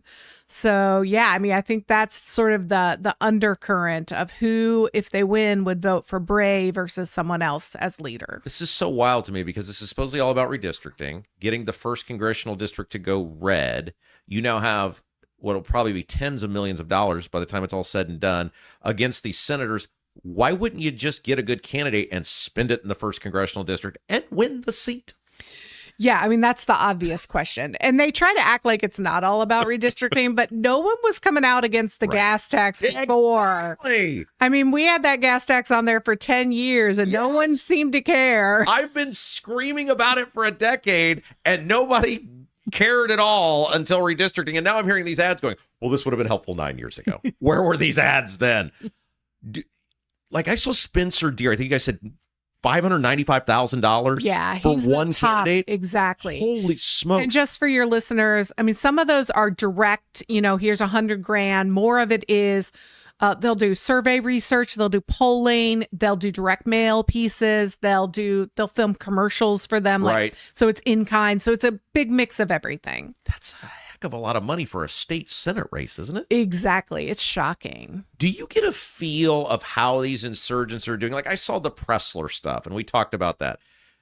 Like, my wedding in my backyard had more people than were at the Brenda Wilson, event, right? And I'm the most frugal person alive, so that tells you how small my wedding was. It doesn't seem like there's this charge of enthusiasm for a lot of these challengers, but maybe you're seeing something different. Yeah, I mean, I think a lot of it is being pushed by these outside groups and, it's really about the money they're putting in less than these events, but it's pretty intriguing to see that. And we've already gotten, I think, at least 4.5 million in from outside groups. Probably going to see more. Yeah. Over state Senate races. Yeah. And I'm so torn because on one hand, I'm no fan of Bray, but then on the other hand, I was against redistricting. So I don't even know what do you do? Yeah. Who do you support? I don't know about any of this. If you had to, and I know you're not in the prediction business, but you are in the reporting business, there's like 8-ish of these, if you include the lady in Fort Wayne that are getting challenged. There's 9 if you include her. Okay. There's 8 who voted against redistricting who are running again. Right. 7 of those Trump endorsed. Okay. In 7 of the 8 of those. So there's like 9, right, that we're looking at. Right? Correct. Let's include the lady in Fort Wayne because that's the most fascinating one of all, that Trump stabbed banks. The only one that's not about redistricting. In the back. How many of the 9 do you think are going to flip? I would think 2. 2. Yeah, is where I'm at. And that's while people might say, well, not enough to flip the Senate. It is enough to flip control of who's in charge of the Senate. It might be, yeah. Potentially. It all depends who wins. It also depends if Democrats take, it depends the breakdown of Democrat versus Republican too. When you're considering the general races, if there's a few of those they get back, then that would change the math. Nikki Kelly from the Capitol Chronicle, our guest, couple minutes left with her. The gas tax. It only took me a decade. Everybody's now angry about the gas tax. I am proof, Nikki, if you are persistent and you have severe obsessive compulsive disorder and you won't give up, you can someday achieve what you wanted. Greg Porter, a Democrat, he's the head Democrat on the Ways and Means, which is money, came out not only against suspending the sales tax on gas, but the excise tax itself. What's going on? Yeah, so we've got a couple more weeks before this suspension goes out. And the governor was asked Tuesday morning, actually, about Porter's comments. And he was very non-committal. Something we'll look into as we're assessing whether to extend the pause, which I thought was a little different than the first time we asked him. He said, I'm not allowed to do that without legislative involvement, which I and others, there's nothing in that law he's using that differentiates between the gas tax and the sales tax on gas. That's what I was going to ask you, because this goes back to some law from the early 80s, right? And there's some very specific requirement. And Zeller told Mitch Daniels in 2007 they didn't meet it. And then you guys asked Braun about it, and he was like, I think I can do it. And you're saying there's no difference between the excise and the sales tax on gas. In that law, it says any law related to transportation. Yeah. So now I agree with him that it's never been done by precedent. Right. But I don't think that means you can't. Right. But that would be a huge hole in the budget versus the sales tax. Because you guys did the math, and it goes from like $2.75 for a 16-gallon tank savings to like $8.51. Right. Now, help me. Nobody knows Indiana government like you. What are we doing? Because we're suspending gas taxes. We're raising toll taxes. We're proposing $6.5 billion in toll taxes on ISA. What are we doing with the roads? What's our actual strategy here? Yeah. Just let it fly. You're so nice. Here's what I do think they're going to have to start wrestling with is that after the massive tax increase a decade ago, the annual tax increases, the toll proposals, the increases on the Indiana toll road, people are honestly confused about where this money is going. That's right. And I think the government is going to have to provide some sort of audit to show. Like, it can't just be inflation. Yes, I understand the cost to fix one lane mile of road has skyrocketed, but I think people are very confused about whether we're doing something wrong. Are we bidding things wrong? Is the quality not the same as in other states? Because we seem to be bringing in more than, I think we're 5th ranked in the nation, but I don't think we have the 5th best roads. So. And then you got the thing and you guys reported on this, you report on everything. You are the first, this is the truth. Every day when I wake up, the first thing I do is I open my laptop to see what stories we're going to talk about is go to the Capitol Chronicle. And I'm dependent on you guys for 90% of the show at this point. We should just basically call it the Rob Kendall Show with contribution from the Capitol Chronicle. You guys had reported this, that they're now siphoning tolling off, or increasing tolling that they're going to siphon off for the Bears Stadium. Right. And people look at this and go, what does this have to do with roads? Yeah, I mean, basically they said they're going to, raise tolls, and all that money will go toward transportation and infrastructure in those counties along the toll road runs through. It was put in the Bears bill, which is kind of where this is coming up, although it turns out the Indiana Finance Authority had already been working on an amendment to the toll road lease. So I think they want to be able to have that chunk of money there. It would be about $700 million over like 5 years that would be able to help with some of the infrastructure around a large stadium project, bridges, roads. But if we don't get the Bears, they can still, send it back to those communities in those counties. That's a tough thing to say. $6.5 billion to tax I-70, and then, hey, Bears, here's your free bridges and roads and sidewalks and everything else. The McCaskies are very wealthy. I don't know if you know Nikki Kelly, who own the Bears. Real quick before I let you go, yeah. Bears Stadium. We keep hearing, we're getting down to the nitty gritty, but the Illinois Assembly doesn't even end until May. They've already basically said this is going to be a down to the wire thing.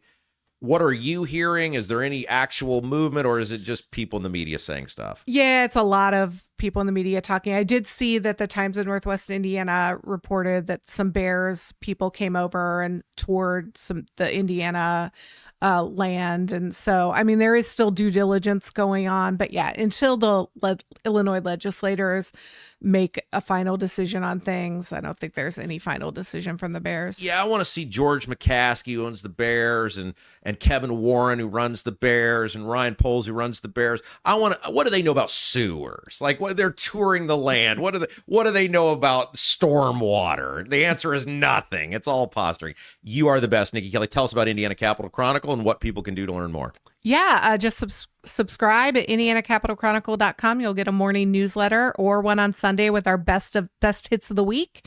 And if you really like us, then drop us a few bucks. There is not an 8th day, but if there was, God would have given us the Capitol Chronicle because they hold the politicians accountable. Nikki Kelly, thank you. Thank you. Yeah, you're watching Rob Kendall Show.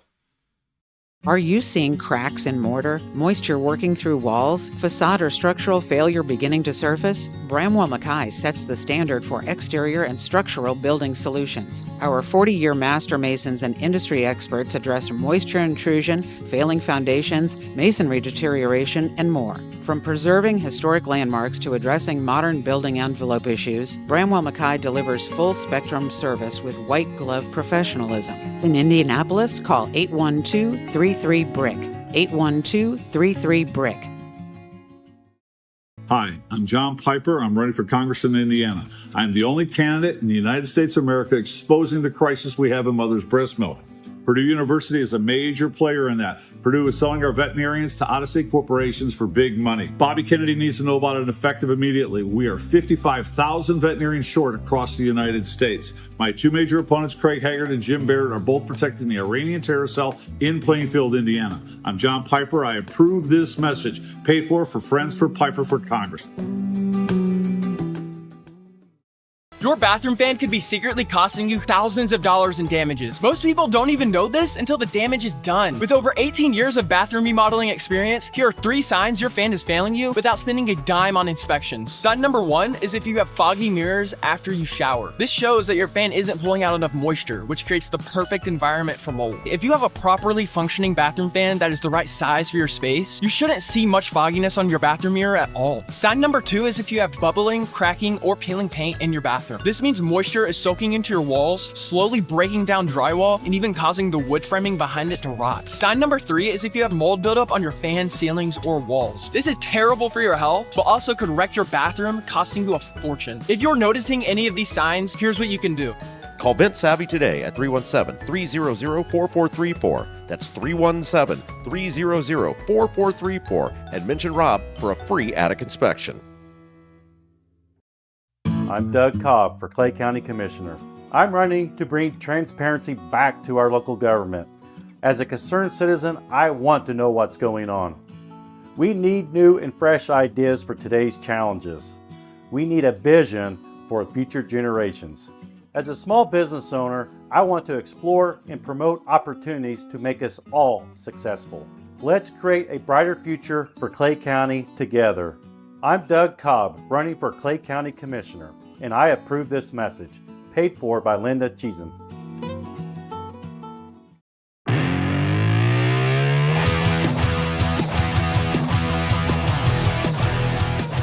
guys, welcome back. Rob Kendall Show. We'll get to the best YouTube comments of the day here in just a moment. But before we do that, is your driveway showing signs of wear? Freeze-thaw cycles, road salts, environmental buildup like mold and dirt can all cause unsightly damage that can end up in expensive repair. That's where Seal Now comes in. Seal Now are the clean, seal, and stain professionals that can help your project get protected from outdoor surfaces. And man, these guys, they do incredible work. It goes far, far, far beyond just the basics. They also do a lot more than just concrete. Decks, fences, pergolas, any exterior wood outdoor structure that needs cleaned or maintained, concrete, all of it. They do it. Seal Now are your guys. Call today, 317-548-2002. 317-548-2002, or visit sealnow.com, sealnow.com. Not only can you see their work, some of their before and after stuff, you're going to get a free estimate. And if you mention that you heard about Seal Now on the Rob Kendall Show, you're going to get 20% off any large-term sealing project. Incredible deal. But you got to mention you heard about Seal Now on the Rob Kendall Show. 317-548-2002, sealnow.com. And with that, we welcome in. He's a friend of the stars. He's a man about town. He's in charge of the YouTube chat. Hello, Rob. How we doing? Producer Jason, hello. All right, just making sure I'm on there. Hey, we can hear me. All right. How you doing today, Tell us Rob? about our sponsor. All right. Today's sponsor of the chat, Black Sheep Plumbing. If your water heater, water softener, or well pump goes out, or even if your toilet stops working, you could be looking at a major expense. Don't let your next call to the plumber break the bank. Call John at Black Sheep Plumbing. Black Sheep Plumbing can do the job right at a fraction of the cost of the big guys. And owner John McKinney, he is a Hoosier lifer who takes pride in and stands behind his work. That's why all basic services and repairs with Black Sheep Plumbing come with a 2-year parts and labor guarantee, with water heaters having a 6-year parts and tank guarantee. That's Black Sheep Plumbing, 765-315-7558. And the chat's over. No. One other thing with Black Sheep Plumbing. I don't know if we mentioned this today, but they have the Heroes discount. Oh, that would be for the our military, firefighters, police officers, American Heroes discount. If you're a police officer, military man, woman, firefighter, Black Sheep Plumbing has a special discount just for you. Absolutely. All right. By the way, Boston, how many top 40 hits did they have as a band? Well, quite a few, but they were almost all on the first album. No, they weren't. There was Rock and Roll Band, Party, More Than a Feeling, right? Peace of Mind, yeah. Don't Look Back, yeah. Foreplay / Long Time. Right? Remember that one? Those are not all on the first album. Those are mixed Which between ones the two. were not on the first album of those? The not on the first album would have been Peace of Mind, Don't Look Back. The title of the second album was Don't Look Back, and Foreplay Long Time, I believe. Okay. So but it's amazing because those two albums were 1976 and 1978. Their only number one hit was 1986. That was Amanda. Yeah, 1986. But that was a heck of a gap. But that was back when you had all that bubblegum rock and all that crap that the women listened to. And, you know, like a band that, I think a band that fits your criteria or what you're saying is like Kansas. We had Dust in the Wind and Carry On My Wayward Son. I dare you to name another Kansas song off the top of your head. You can't do it. But we've cut deeply into the chat today. You're taking up your own time to tell me I was wrong. Well, that's what I do, Rob. You're only harming yourself at this point. The Old Man 68. Happy Wednesday, everyone. Carol 1776. Checking out State House happenings. First time viewer. Really like it. Great job, Rob. You can find State House Happenings. It drops Wednesday mornings. It is available in the videos portion. If you want to check that out when we get done here, it's 30 more minutes of me. How could anything be better than that? There we go. And Steve Green with an E. Keep bringing the heat, Rob. Courtney Hill. New one. Courtney Hill. Oh, looks like it's Steve Green with an E. I love that that's the name now. Enjoy your nickname. These people our chatters are celebrities. There we go. And, MLM Warriors excited about the big announcement coming on Friday. If you guys are just tuning in, Friday, we're scheduled to have a big announcement for you guys about this show. It is a reward for you guys for all the great work you've done in your first 7.5 weeks. You guys have done everything we've asked you to do. The show has grown immensely, and we feel it's time to give you guys a little surprise we think you're going to be very happy about. Lucas Notoris. Boston has never been nominated for the Rock and Roll Hall of Fame, but Beyonce has. Either Styx. Well, I was never a big Styx fan. Mad Duck. But you were a Boston fan.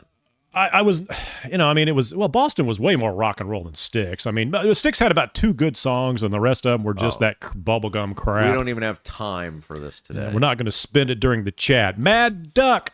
The reason marijuana isn't legal in Indiana is because Lily's is here. Do you know that Eli Lilly actually used to grow marijuana in the 1950s? I've heard that from many people. I did not know that. I've heard that from many people. I don't know if that's true or not. I've heard that from many people. Born to Back Road. This show needs to be on a local TV station. Oh, I agree. Yeah. Hey, DeJuan McCoy, we're here. Yeah. C. Mills, I've said it once. If I've said it once, I've said it 100 times. If I ever win the lottery, I will fund Rob's campaign for governor. Thank you. $10 million. That's the price. Somebody give me $10 million. I will run for governor. All right. Let's see. Let's skip through the... Okay, yeah, we don't want to do that one. It's the Cheesem, says Kevin Branham.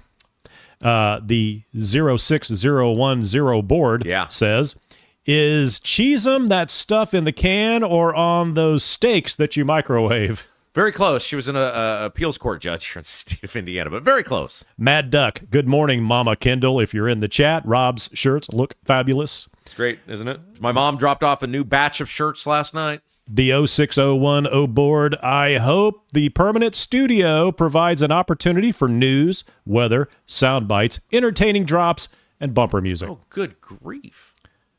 A lot of stuff. Yeah, you got to come in and volunteer. 06010 board. Almond Joy Tempo. Reward reveal on Friday. Live show announcement. Sell merch, Kendall. Yeah, there's a big announcement. And we have a live show announcement too. So I guess I will debunk that it is not about the live show. Right, it is not about the live show. But there will be a live show, but we do have progress with that, which we'll have that announcement get to. But Friday, we already got Friday taken care of. Sticky Frog. You may not like Rob, but his mama does not dress him funny. Jack the Libertarian, you guys should just go ahead and officially move into that studio. Remember, squatters have rights. There you go. And Young Kim Young, as an older person and an RN, I believe that marijuana should be legalized and make tobacco industry poison-infused, highly addictive, cancer-causing products illegal. I agree. I totally agree with that. Sorry, smokers. I just, that's the what have you. Mad Duck. Tobacco should be stripped of all unnecessary chemicals, additives to start with. Well, there'd be no cigarette left. Gina Cole. Looks like a new one in the chat. Hi, Rob. I'm a classmate of your mom. I'm a classmate of your mom's. I've met your mom. Sweetest lady. Love her. Best teacher BB ever had. Oh, okay. So she's saying she was in my mom's class when my mom was a high school teacher. Okay. Looks like maybe what she was saying, yes. Young Kim Young back in, working with Lauren Wilson to find the perfect property, and she is great. She's put a lot of work into helping us find one. We like Lauren. She's very nice. She's very knowledgeable. Yesterday, that interview with Lauren about real estate in Central Indiana was good yesterday. When you get done with State House Happenings, you can go back and see with Lauren Wilson. There you go. We had to limit the chat today. I went long. I'm sorry. Yes, that's okay, Rob. You got some good information, though. I think people do like to hear you talk a little bit when they tune in. So we allow you to do that. Sorry. All right. Anything else that? No. I got to thank these sponsors. Nothing. Oh, well, you go ahead and do that. Let's get our chat sponsor taken care of here. Black Sheep Plumbing. Give John a call. 765-315-7558. Black Sheep Plumbing. Give them a shout. They sponsor the chat. We hope you enjoy it. I'm out of here. We'll see you tomorrow, Rob. Yeah, buying a home is the biggest investment you'll ever make, guys. And speaking of Lauren Wilson, it's about much more than just a price tag. It's your next chapter. That's why Lauren Wilson makes sure her goal is that you feel 100% confident in every decision you're going to make. She's not there just to show you houses. We were having this conversation with Lauren yesterday. and about how she will talk herself out of business sometimes. And I was like, is that hard to do? She goes, well, I got to look myself in the mirror. Sometimes Lauren said, hey, if the house isn't right for somebody, even though I'm going to make a few bucks off of it, I got to look at those people. I want to help those people throughout the remainder of their days. And so she will tell you, hey, I don't think this house is right for you. Anyway, she's going to do it all for you. Guide you through the schools, the neighborhoods, the local routes that make Central Indiana living great. Lauren Wilson, lifelong Hoosier military vet and realtor with @Properties. Call her for your next move, your next home purchase, your next home buying experience. 317-590-2290. 317-590-2290. Okay, so we've got a big show coming up the rest of the week. Tomorrow, he told me he's in a parking lot, so I guess I can say we're going to go ahead and have it. We were talking about Rokita and just I think we're going to call the segment "What the hell has happened to Todd Rokita?" And we're going to have one of Rokita's old comms guys back when Rokita was more a normal, or at least appeared to be a more normal, decent member of society. And we're going to talk a little bit about how politics warps people. And we're going to get some good old stories about good old Todd. So we'll have that coming up for you guys tomorrow. Before we say goodbye, I want to thank our friends at Bramwell Mackay. If you got a masonry color mismatch, previous repair that's catching your eye, not happy with the brick color on your home and ready for a total makeover, Bramwell Mackay Property Services and Consultants offer specialized masonry, staining, and recoloring. Whether you want to seamlessly blend repairs or completely transform your home's exterior, want to build something new? Bramwell Mackay's 40-year master masons design and construct custom patios, sidewalks, outdoor summer kitchens, archways, entryways, and more. Bramwell Mackay, BRAMWELLMCKAY, beauty built to endure. That's going to do it for us today. Thanks to all our fabulous sponsors. Thanks to you guys. Hit that thumbs up button before you leave us. Share the feed afterwards, and we will see you guys here tomorrow. For producer Jason, I'm Rob Kendall. You've been watching Rob Kendall Show.